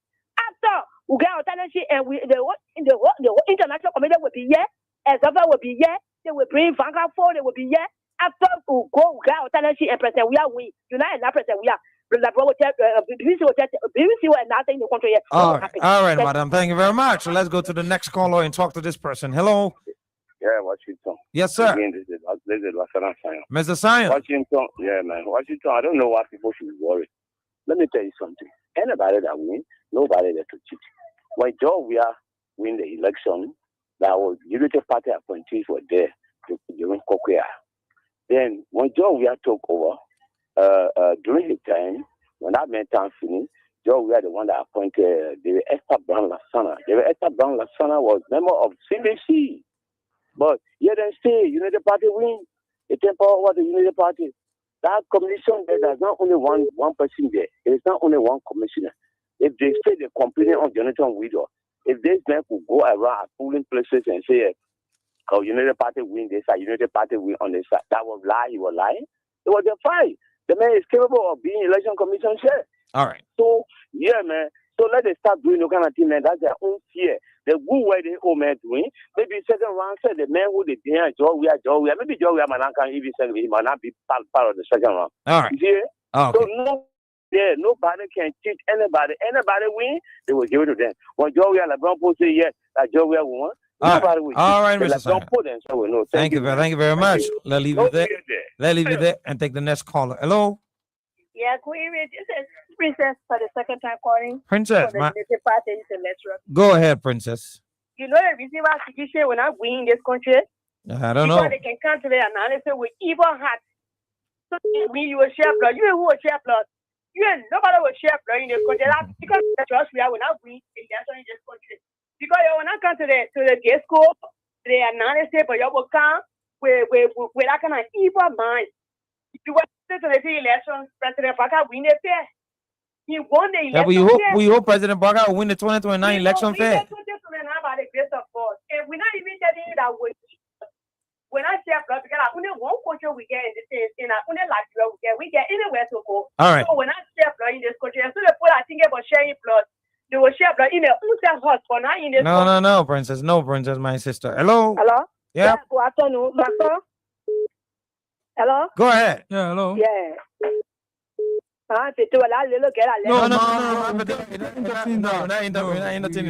My not talk for talk. Hello. Yeah, good afternoon. Good afternoon. Is this the man calling from Newland? Is it Newland? This is Burma Hard of our delegation going not within Newland. Go ahead, Burma. I don't even my cabinet shot this afternoon. Go ahead, my brother. Let me say, hi to Princess who already predated at least not kind of power. I know she one of the prophets in this country now. You see, my brother will have to be serious here. Even the independent folks, they don't know if the president today will be able to contest, or maybe he will not contest for 2029. So they to themselves, they can predict. Maybe tomorrow the old man will come out and say, oh, for me, I tell now, so I'll not be able to contest. That's one thing my position. But now, my brother, if you see people talking about, oh, the way the old man developing the country, what are some of the development that you can point out today that the government is undertaking that never started by the past regime? You know, yesterday, when President we were carrying up project in this country, nobody would say, oh, that my any project, my any lobby for it. There where nobody came out to say, oh, you can do the blueprint, we will do the work. Okay. But that's too now. There too, when we say, oh, that President we are working, that he started, they say, oh, no, that the old man will not work. Okay, so Newland. Wala they can appoint anybody. Wala it can be whosoever person for me. I'll be there in the people. We will decide who will be our president. Exactly, my brother. Anybody can appoint them. I'm not afraid when the day we are vote for. Thank you for your time, my brother. Thank you very much, my brother. That is the election. Hello. Good afternoon, Mohammed, and good afternoon again, Washington. Hey, welcome, Spencer. And I called on down Coast Spoon Hill, Wintown community, a member of concern like Dream for Justice. My brother, are you concerned about Jonathan Widow now being the National Elections Commission chairperson? I'm concerned about Jonathan Widow being confirmed, but I'm not afraid. Okay. I'm not afraid. Here is the reason, because 2029 will be decided on the basis of the work being done by the both presidents, President Weah and Joseph Newman Boakai. We are going to put them on the former president Weah. President Weah is okay. What the president is the president. Yeah, President Weah is okay. Is that what you are? Go ahead, my man. I Mohammed one. Thank you. Go ahead. Yeah, thank you very much. So for that example,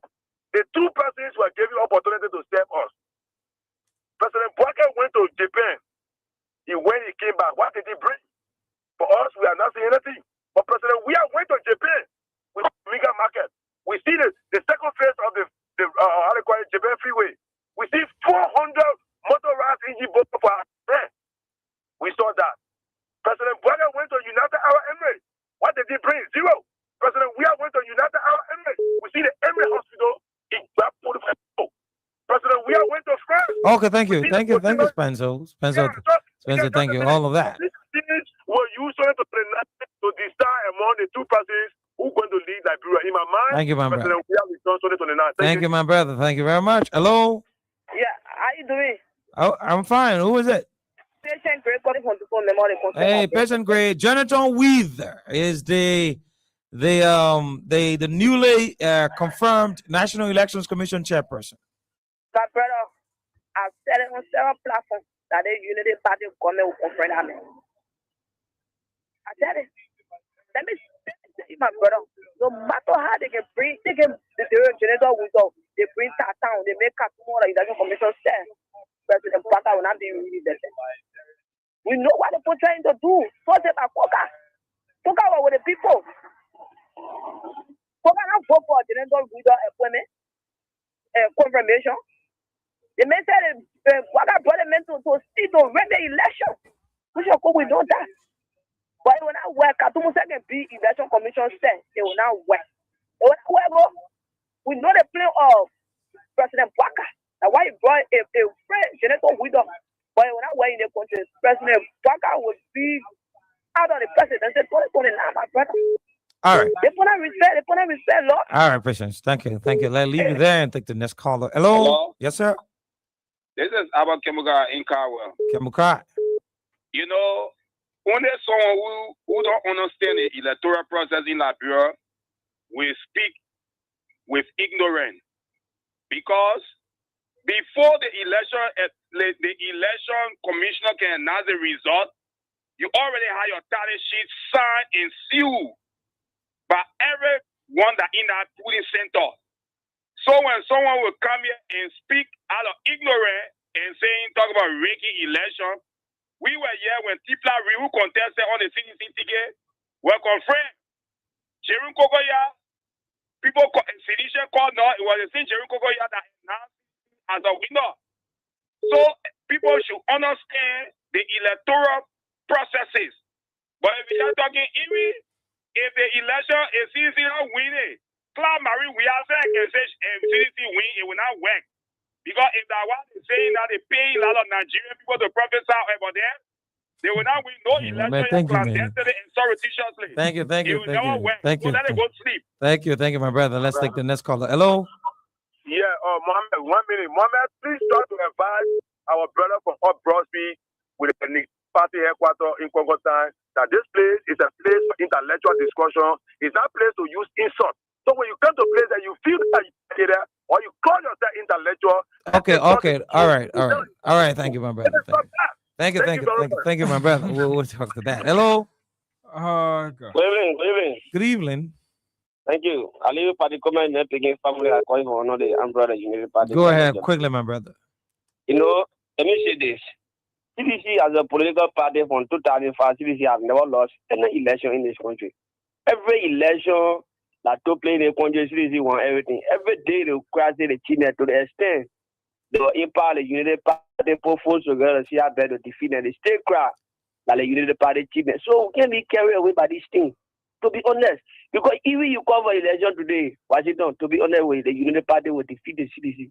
You think to continue to talk about election that baby play, and not baby play like your colleagues here, CDC to get together to see how best to go outside there to convince the Liberian people. Why is CDC nonsense after the election for the Liberian people? I will make the Liberian people to say, oh yeah, the people are getting power can go back. Nothing they're doing. You saw when we left power, you saw the kind of fire we're putting behind the CDC. Are you seeing CDC doing that? No. But because they see the work that the president is carrying on, so no way they can go to the Liberian people. Then someone, let me say this, if we can make Claude Marie Weah election commissioner today between government will flood CDC and they will cry again and say, oh, you the party team. Thank you very much. All right, thank you, my brother. We'll take the last call. Washington. Hello? No, Albert. I want you to tell me, Sabu here, Rasta. No, Albert. Hey, Albert. Yeah. My man, we were not entertaining kind of thing. We don't want to make the platform between Albert and Mohammed Spencer. We don't want to make the platform toxic. Yeah, we beg the two of you. Hello. Please. Yeah, good afternoon, my son. Good afternoon. Thank you very much.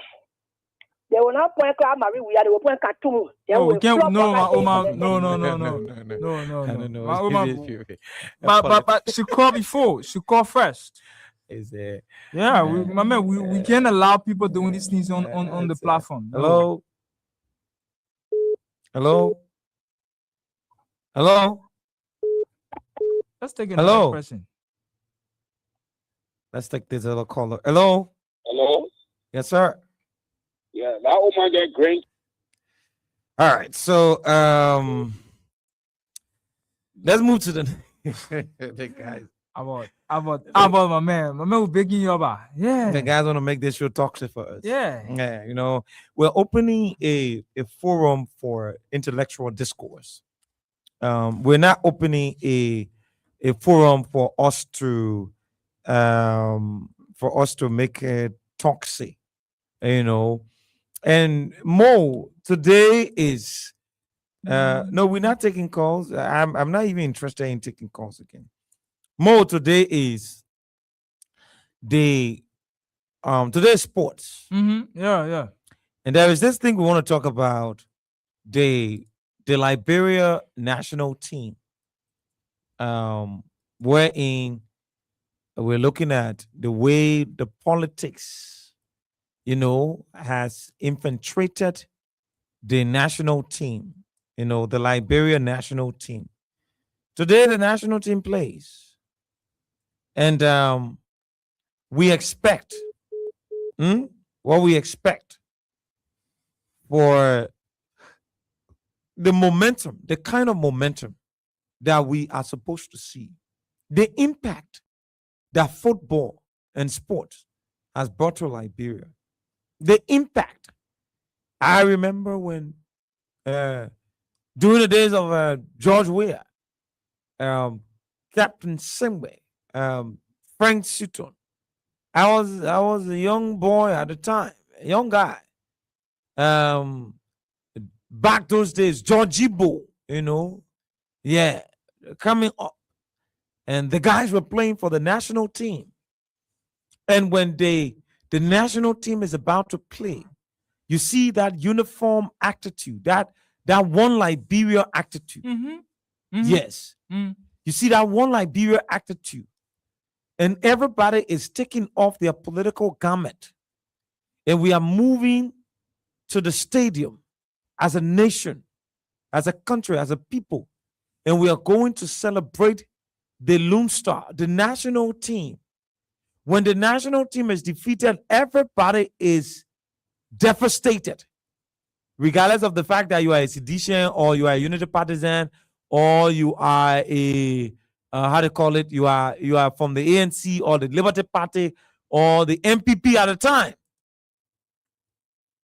There was no political infusion and discrimination in sports.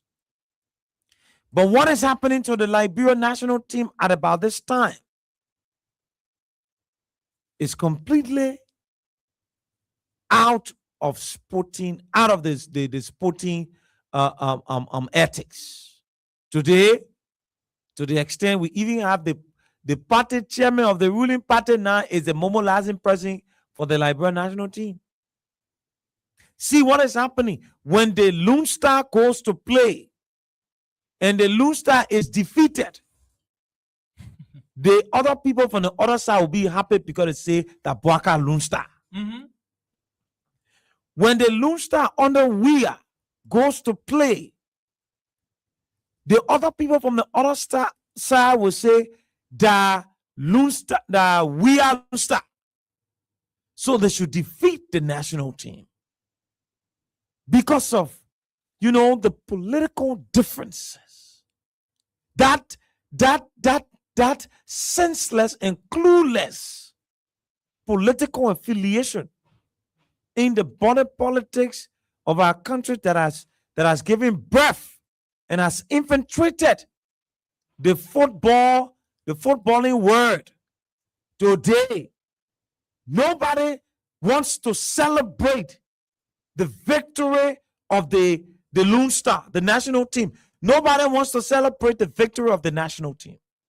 Nobody wants to celebrate the victory of the national team. Everybody is having its own side. See the momentum when the Lone Star is playing.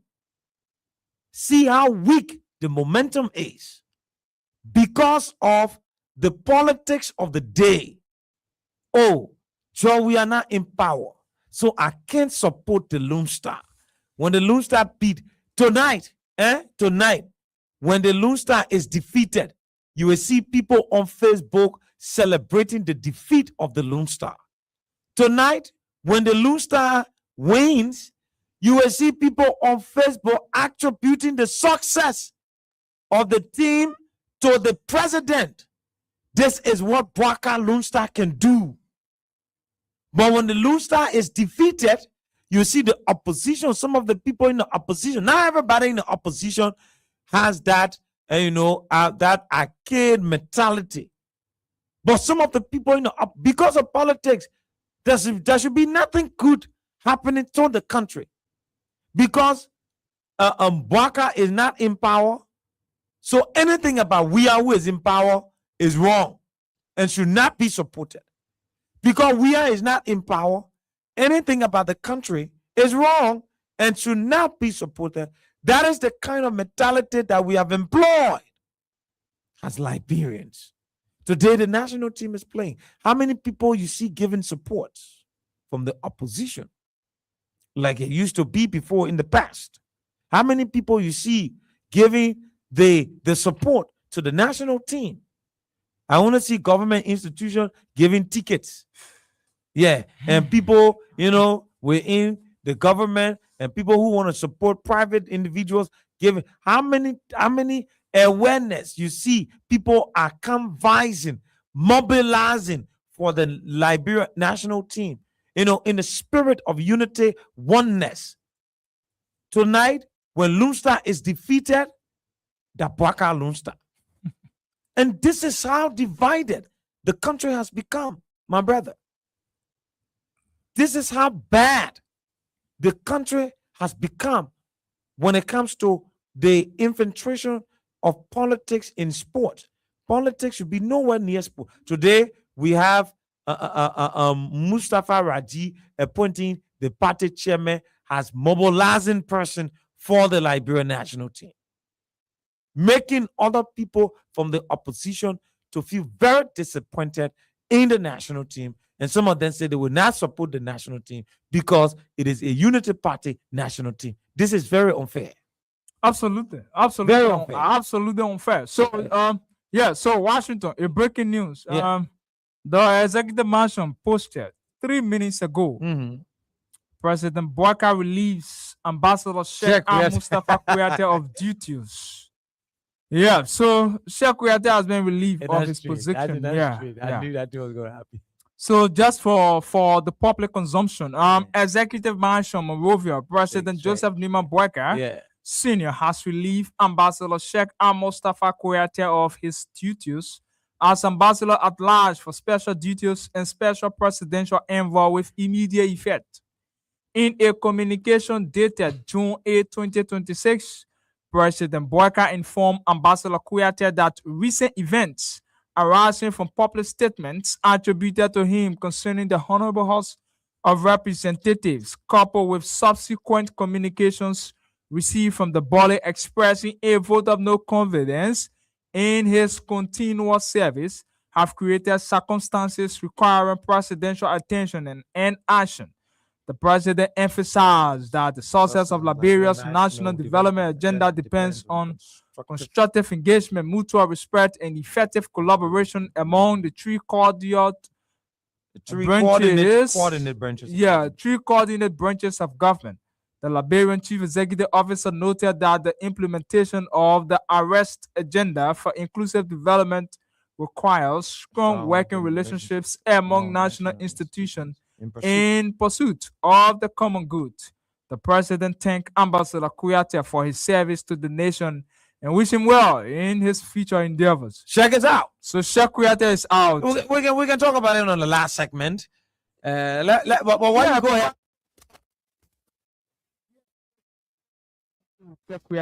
So, Sheikh Kouyaté is out. He's a former government official now. Sheikh has been recorded in history as a former government official. So, yes, this thing about us branding the national team of the Republic of Liberia in a political form is very bad. That we just brand the national team in a political form that when the team goes to a tournament and the team experience a defeat, the team gets defeated, we shift the blame. We recognize the team as a soccer team that belongs to a politician. Hey man, during the days of Charles Taylor, Samuel Kayando, look at the way the team used to be. Yeah, people used to support the team from all angles, irrespective of your political alignment. Whether you disagree or you agree, you will have the team, everybody coming together to support the Lone Star. But today, no. I think from Malang Salif's day as president of Liberia, we started seeing these things. We started observing these things. Where when the Lone Star of Liberia goes out there and they are defeated, we term it as we are Lone Star. Today, it is Boyka Lone Star. That's how our friends are calling the national team. They are referring to the national team as Boyka Lone Star. Are there issues with the way in which we go about the mobilization of the team? Yes, to some extent, there are issues. At times, let's forget about the politicians a little bit and put the business people into our mobilization team. Let's allow the people who are the business people who do not have an affiliation with any political party. Yesterday, Nathaniel Falomagay was the chairperson of the Lone Star mobilization team. Today, it is Reverend Luther Tappe, who is the chairperson of the mobilization team of the Lone Star of Liberia. People are still having issues with that on grounds that because Luther Tappe is from the Unity Party, they will not support the Lone Star. If these things continue to happen, yesterday the same people did it.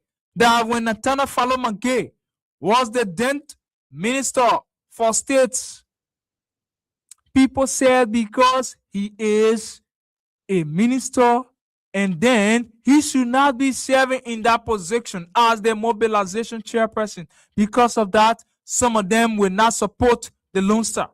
And these things happen. We observe it. We saw them. We are witness to these things. And that is just how we continue to refer the national team in a political manner. Today, when Mr. Boyka is no longer president, the person who's going to succeed who's going to succeed Mr. Boyka, we're going to say John Brown Lone Star. If it is John Brown who will succeed President Boyka, we will be referring to the national team as John Lone Star. And this is wrong. What level of excitement? How are we going to excite the players? How are we going to provide motivations when we are divided? We are on different fronts. We have people who are from Party A. They do not want to support the Lone Star. In the Lone Star of Liberia, as a national team, you don't see the players getting themselves involved into political conversation. Right. If at all you have seen our Lone Star players, the national team players, getting involved into political conversation, supporting politicians, supporting political parties in the country, then you have a reason to refer to the team in a political manner. But you haven't seen. It is not proven. You don't have a single person in this country that can come to the public to prove that, yes, this particular player that is playing for the Lone Star of Liberia, he's been seen supporting a political person in this country. Right. You don't have any evidence to that. You don't have the prima facie to that. You just take your politics and there, you just infuse it. Some of you are infusing and will continue to infuse these things into soccer. It doesn't work that way. All around, you see people will come together when it is about time for them to support the national team of their country. They will come together in uniformity to support their team. Right. They will do it in the interest of the team because they want their country to be seen at the national level in terms of soccer. Mhm. Over how many years we haven't qualified for the Nation Cup? The biggest thing to talk about, even the World Cup. How do you expect our players to compete at the European level? You want our player, you want the players of the country to be competing with people in Europe. How do you expect these people to compete with people in Europe when you are not giving these people the needed support? You're supposed to be giving them the needed support, but we are not doing it. Instead, we are bashing at them. We are saying the worst of things. We are criticizing them. We are not recognizing their actions. Right. We are not recognizing the efforts of these young men. You think to go on the pitch to play soccer is an easy thing? It's not easy. Politicize everything. It is very tough. But we just said in this country, we politicize everything in this country. We politicize the health sector. We politicize the education sector. We politicize the security. We are politicizing sports. People personal life, we politicizing it. And we expecting the country to go to the next level. We expecting the country to improve in terms of soccer. We expecting Liberian soccer players to be competing in international tournaments. You think we will compete in international tournaments? When we cannot support each other. We have a divided front. Very divided. When we are fighting each other, when the team gets defeated, we are saying it is Boca Lone Star that has been defeated. Yesterday, even you people who are saying that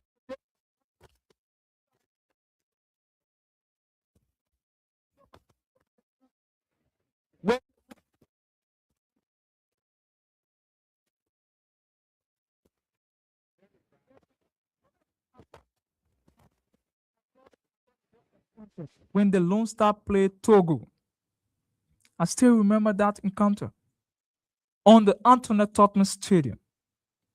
That game, I still remember. James Salensa Diba was the coach, was the head coach of the senior national team of this country. When we were leading Togo 2-0, I don't know how our guys managed. Togo came from the back, scored 2 goals quickly.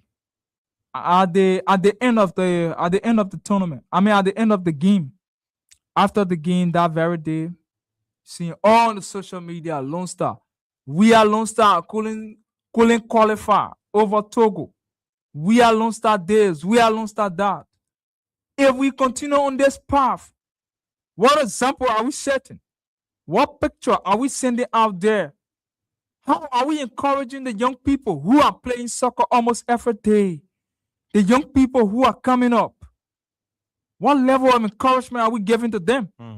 If we continue on this path, even that young man who is in the community wants to play soccer, he has a burning desire for soccer.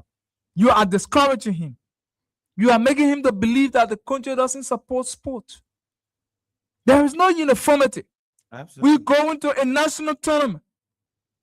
We are criticizing almost everybody on the team. We are criticizing people. We are even saying the team belongs to the president. When we met the Lone Star here, former President Josh Manning, we have met the Lone Star. He left the Lone Star. He's no longer the president of this country. Mr. Boca will leave the presidency. The Lone Star of Liberia will remain. We have to be careful how we go around politicking. We cannot continue to politicize everything in this country. We are even politicizing people's personal relationship in this country. To the extent people are even afraid to share their relationship status on the internet because people will start to put a spin around it. They will start to politicize everything about it. The country is so political to the extent we are politicizing everything. So Washington, that's just my 1 cent. Yeah, I don't know. The national team plays today, and the momentum. I don't see much of the momentum. So we can just take a few calls on that. Yeah, so in as much we want to take few calls on that, we can also talk about this thing about the president pronouncement where the chiefs going Yeah. to be placed on payroll. Yeah. That it is something good that we must applaud the effort of the president, Mr. Boyka, President Boyka, for such an opportunity that at least our chiefs don't get us wrong. Yesterday we experienced these things. It happened yesterday, but where is it almost all of the people who are town chiefs in the country that were put on payroll? No, there were few town chiefs who were put on payroll. We appreciate the efforts of Mr. Boyka. Yesterday, we appreciated the effort of Mr. Weah for putting town chiefs on payroll. You see, here's the hypocrisy, right?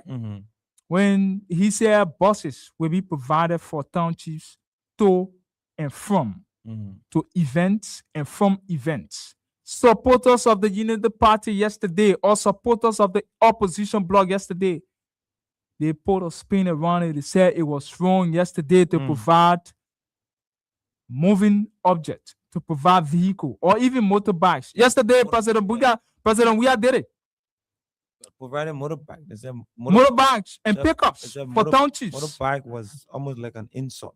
In fact, pickups were also provided for these people. Yeah, the town. Even today, the president of this country is providing buses or whatsoever vehicle he's providing for these people to be able to commit themselves from one point to another.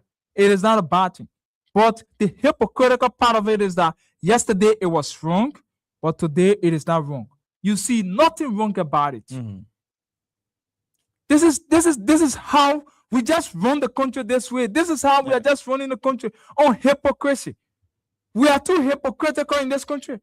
When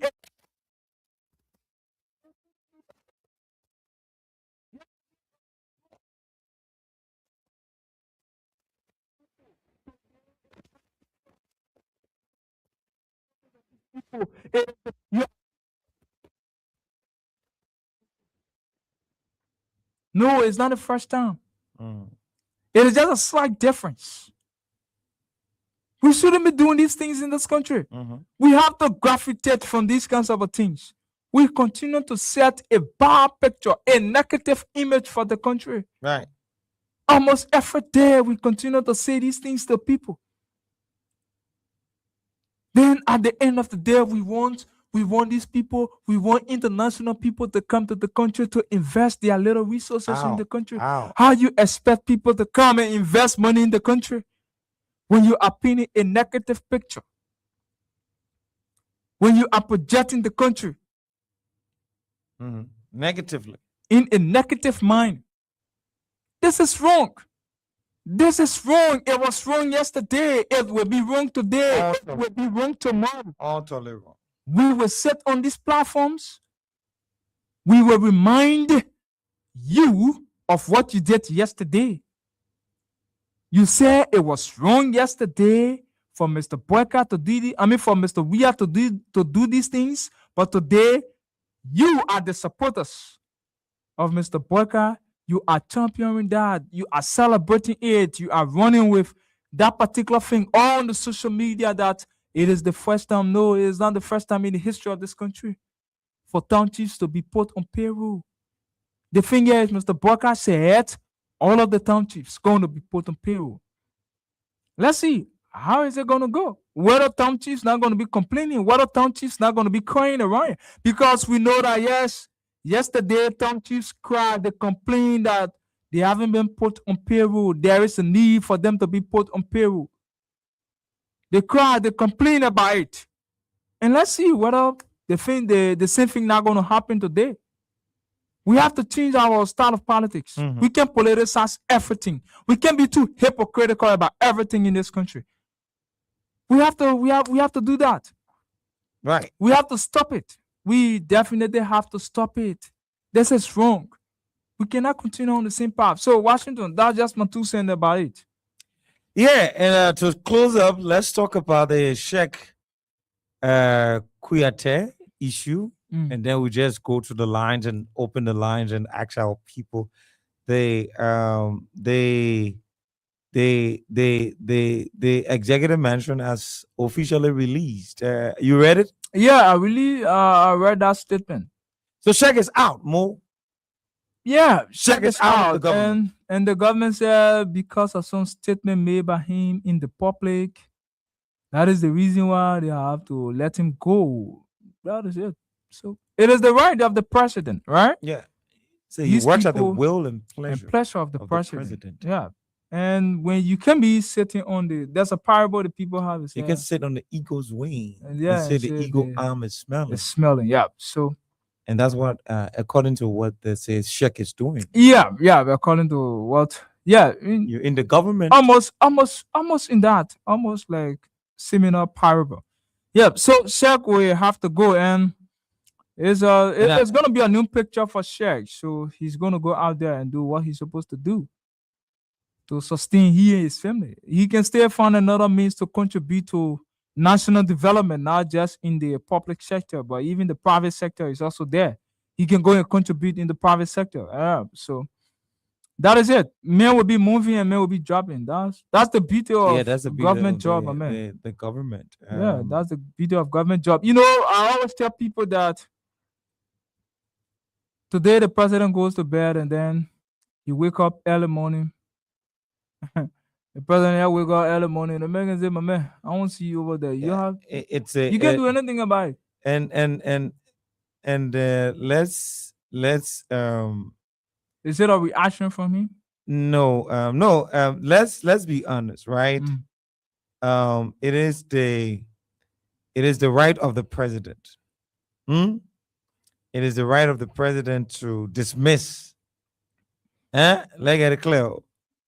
It is the right of the president to dismiss whoever he wants to dismiss. It is the right of the president to appoint whoever he wants to appoint. So Sheikh Kuyate as an ambassador, of the government, he criticized the legislature of being corrupt and dishonest and accepting accepting what did they need? Concessions. Signing concessions that are not benefiting the Liberian people and the vast majority of the public. And the government felt very offended. By his statements. By Sheikh's statement. And the thing that Sheikh should be a government official and not using these inflammatory statements to bomb off the government.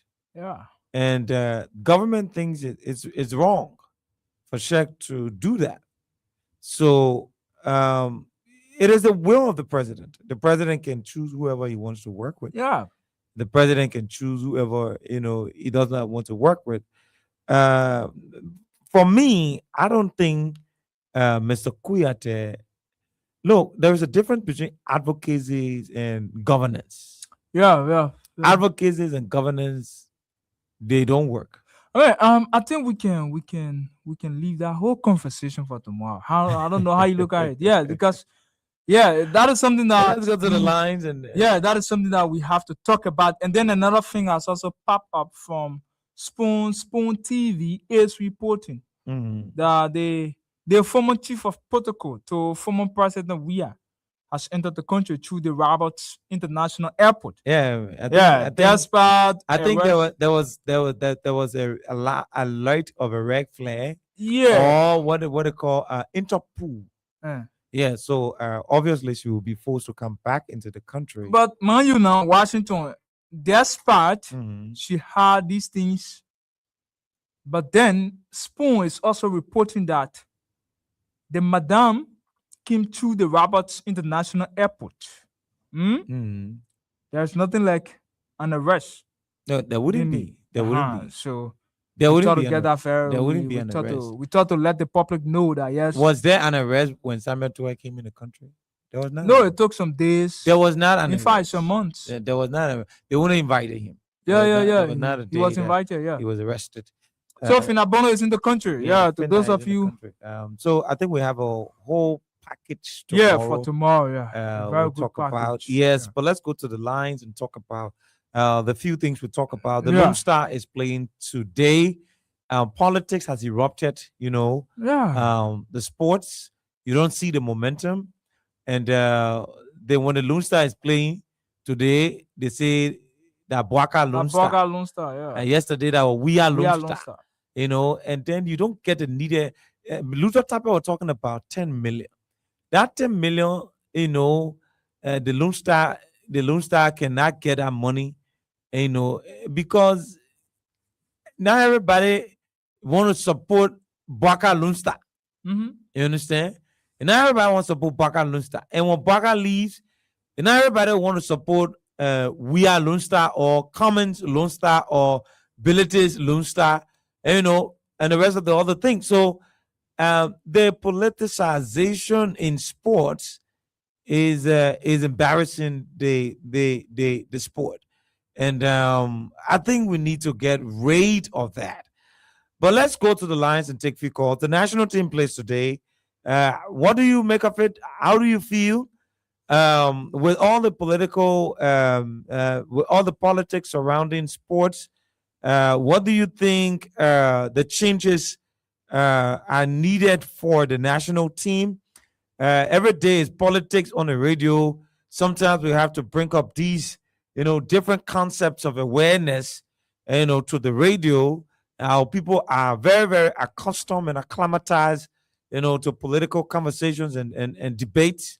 But I think, sports, matter is another component of, how we live, is another component of, how we are able to unite. Sport is the biggest forum of unity. Mm-hmm. The biggest form of unity. So, in order for us to unite as a family, we must be able to endeavor into the sports. The Lone Star plays today.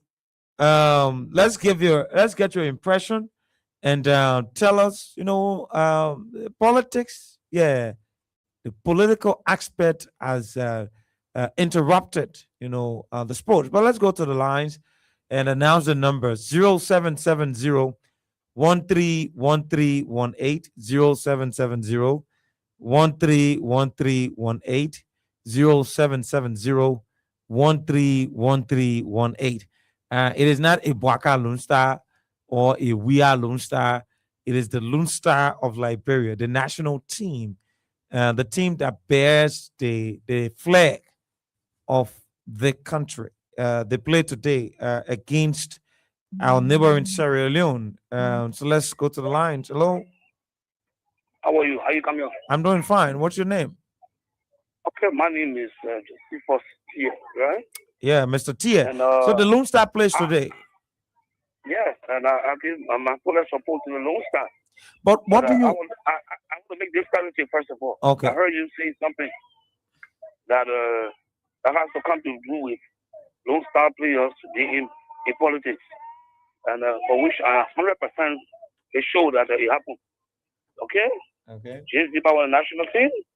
The rest of the guys, Kevin Sabway, I can leave them, John Borchard. They also supported the Union Party in the past, and they were national team players.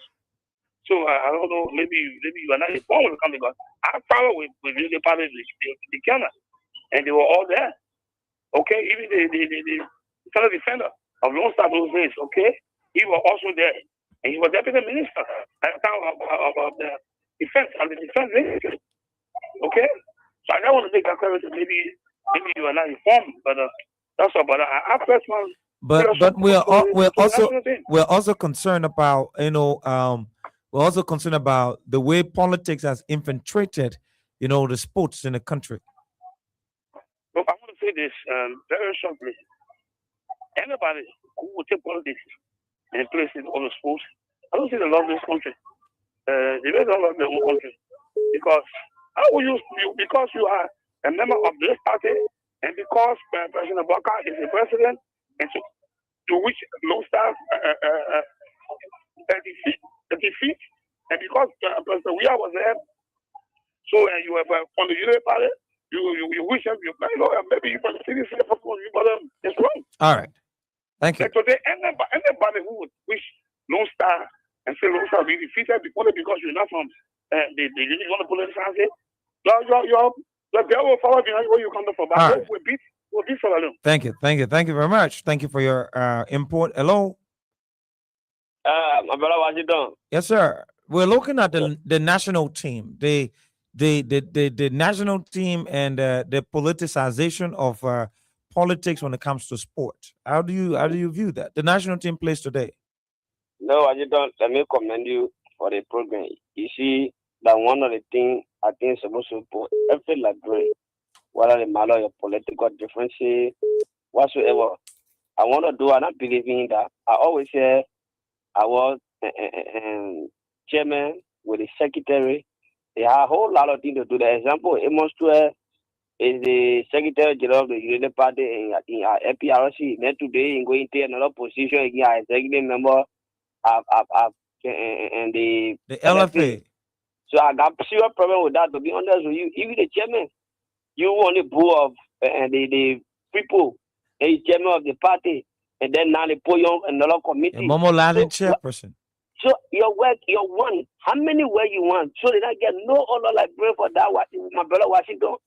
I mean, when God smile with you, you said that to smile with other people. You have to give other people the opportunity. God, a lot of young people within our country like to play that particular role. Again, you suppose someone to play that particular role. I one person who believe in one man should just take everything. Yeah. So me from weird time to now, me when kind of football, even doing weird time, I know first player I will let on that broad national team that will not jabo. So for me, I believe in if I come for Unity Party, me I believe in Liberia, Mama Liberia, because we all want to see the betterment of our country. So I believe in President Braga or la former President Weah, la former President Ellie. All I want to see that broad national team going far. To be honest with you, Okay, my brother. Thank you very much. Thank you. Thank you very much. Let's get the next caller. This caller left the line. Okay, but let's go back and get the next caller. We're talking about the Liberia national team, the Lone Star of Liberia, 0770-131318. Hello? Hello? Go ahead, my brother. What's your name and where you call from? Your line is so bad. Yeah, sir. your line is very terrible. Is it a network problem? Oh, sorry, your line is so terrible. Very, very terrible. Oh my God, this guy made me do it. Yes, let's get this other caller. Hello? Hello? Yes, sir. What's your name and where you call from? Boston, my name is John Windy. Where you call from? I'm calling from Boston. My name is John Windy. Boston, that place is Mark Gibby, right? Hello? Yeah. It's Mark Gibby, right? Yeah, my Gibby. Okay, Mark Gibby. The Lone Star is playing today. We are missing the regular momentum with the unity in sports. You know, the diversity in sport. We're missing out due to politics. So, like when the Lone Star wins a game, we say, "Oh, the Baka Lone Star." When the Lone Star lose a game, that we are Lone Star and all of that. You know, what do you make of all of these different attributions to the national team? Yeah, thank you, sir. You know what I want to say is majority of those are actually living in Liberian Lone Star. Many of them, they are politicians. They don't believe in uplifting the Liberian team. They gossip one another. They go against one another. And these are some of the things that bring down the Liberian Lone Star. And they are not really looking at the victory of this country. Right. They are not really looking at the togetherness of our country. But rather, let us have everything that we'll be doing. So, on that note, actually, in my belief, we need to want to decentralize. Okay. Every time we play all the games in Monrovia, and all the time we play all the games in but when it comes to the national team, we do not have the sophistication of the kind of pitch and field that other national teams supposed to come and play on. We only have the Antoinette Tottenham Stadium and the Samuel Kaindo Stadium. These are the only two stadiums in the country. Of course, then now we're talking about investing in sports investment. Build a stadium in Nimba County, build one in Lofa County, build one in Markibi, build one in Bombing County, build in Lofa County and Kitma County. But now, how would they come out? How would they come out with some of those best ideas? because while they're undermining one another, they're not care for one another. Everybody want to be the head, and they are not actually encouraging players. They need to be encouraging the players. Some of those players there, they need to try to get in a position to be working within the government, so that they'll be able to have them, so that they'll be encouraged. Look at one man, one person. They're not having more than 2 positions according to what the previous caller said. It's wrong. They're not motivating the players. So at the end of the day, you find out politics. At the end of the day, you find out to be grouping themselves. The other who comes to the talk, other who comes to the talk. At the end of the day, they gain nothing from the game. All right. Thank you very much, sir. Thank you very much. Let's get the next caller. Hello, caller. What's your name and where you call from? Hello? Yes, sir. What's your name and where you call from? I'm calling from Jamaica. My name is Ibrahim.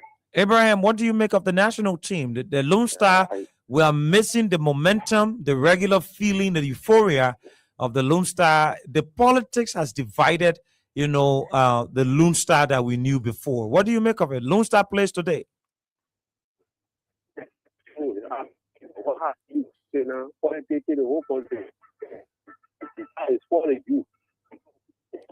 Abraham, your line is very distorted, sir.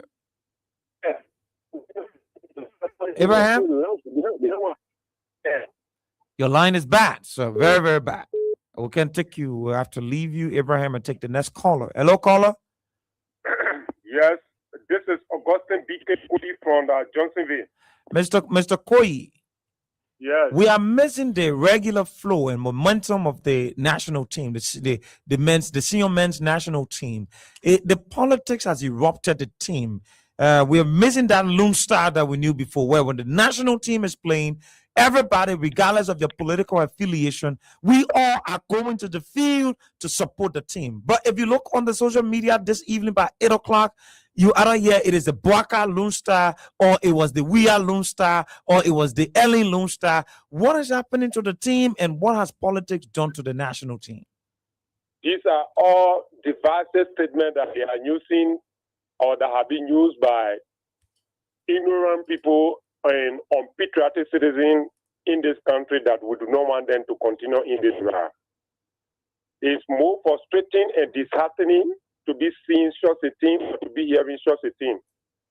Since Liberia got our independence, we have been living together as one country in Eddington, in Dothan, and in Boca Town, George Weah Town.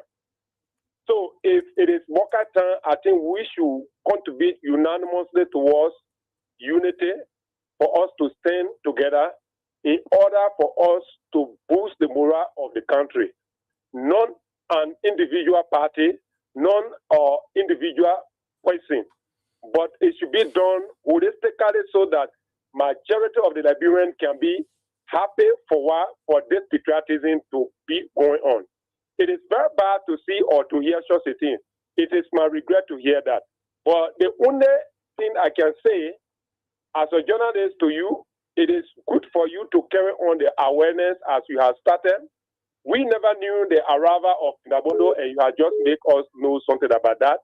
And anything that's going on in the country, if it is not to our knowledge, let us know something about it. It's our responsibility, sir. It's our responsibility.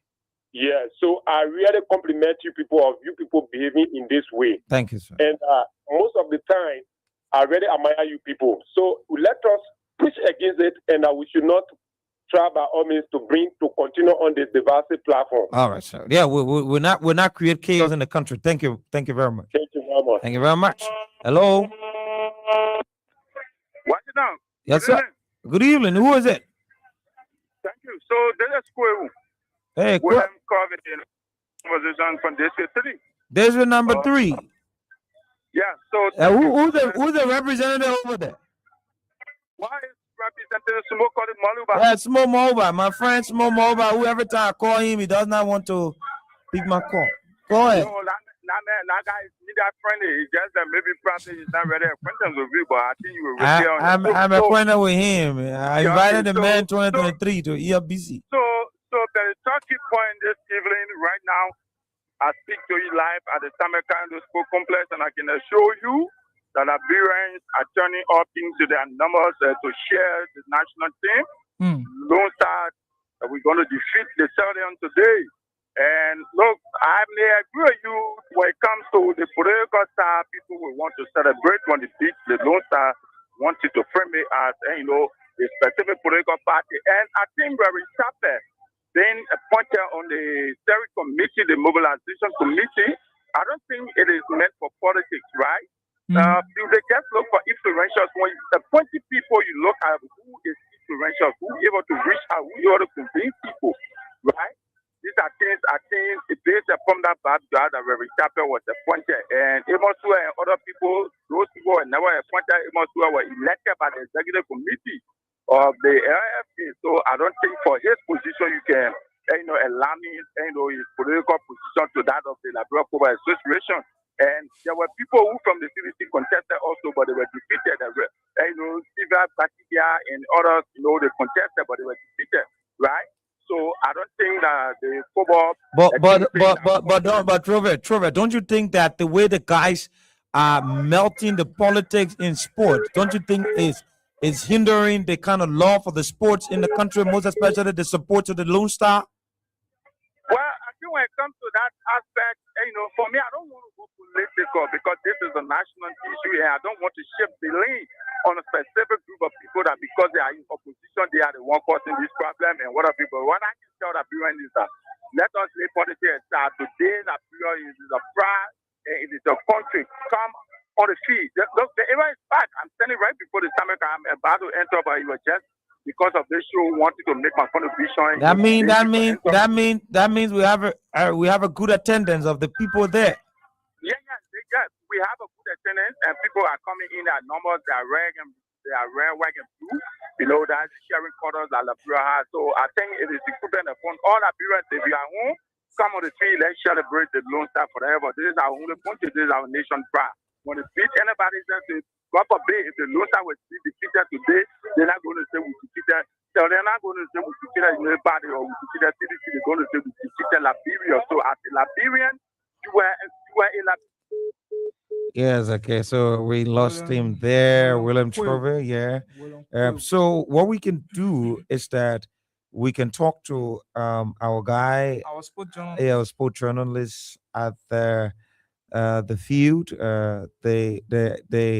the Samuel Kayando Sports Complex, Eric Palop Collins. Palop is the director of sport here at Foka FM. Eric is in a very, very, very good standing with the regulations from the Liberia Sport FIFA or LFA Football Association. Eric, you're live on Foka FM, Heat of the Nation. Eric, welcome. How you doing, sir?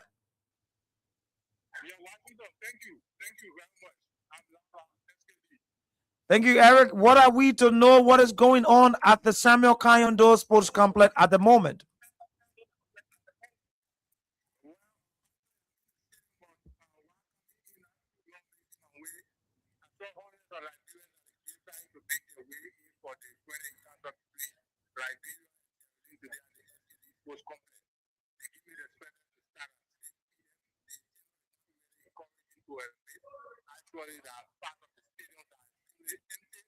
I don't know what some of the citizens they are still making away while I speak to you.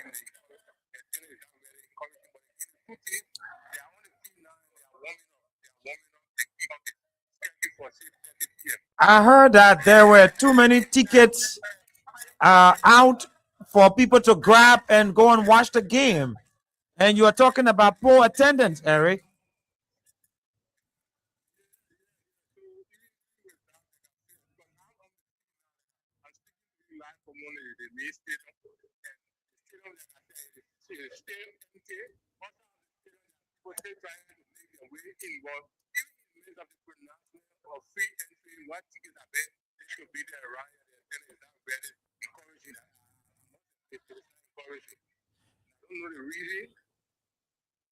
Eric, do you think our boys are fit and they are ready to muscle the boys from Sierra Leone?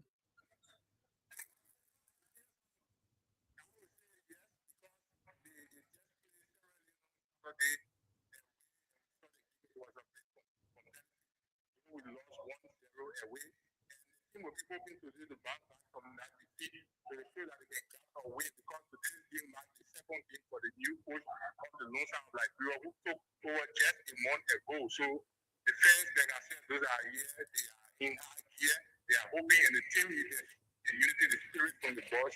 Warming up from the state. Our expectation is win, but it is not the encounter we can now look at our opponents over the years. They have improved when it comes to football. Yes, somebody will say it used to be a free round, but this time the picture has changed. It's a competitive one. So we cannot predict the outcome. Although we are hoping for a win, but we cannot predict the outcome of the game to say that we're going to be fair and now. We have seen the two sides of recent in the games between the two teams have been competitive. So you cannot predict one like we're going to be fair and but all I can say is we are hoping, the fans are hoping, everyone is hoping that the team can win. Eric, what are the notable players that we are expected to see wearing the jersey in the first half of the national team? Or you can bring us up to speed with those familiar players that will be starting for the Lone Star against Sierra Leone.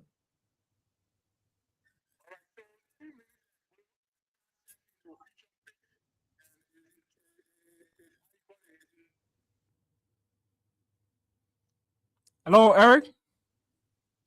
The internet. Oh, Eric, are you being disrupted?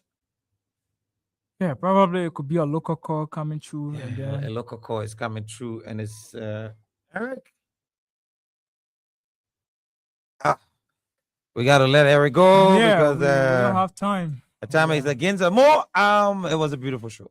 Yeah. Actually, it was something very good. And you just listen to our sports journalists from the Samarkand Sports Complex in the Pinsville community. So that is it. Yeah. Are you done, Mo? Yeah. So it's up to you, Chief. Yeah, we see the people tomorrow. Tomorrow we're gonna have a wonderful time. My name is Washington Prince Tapper Jr. and Mohammed Vanikan and we present it on tomorrow.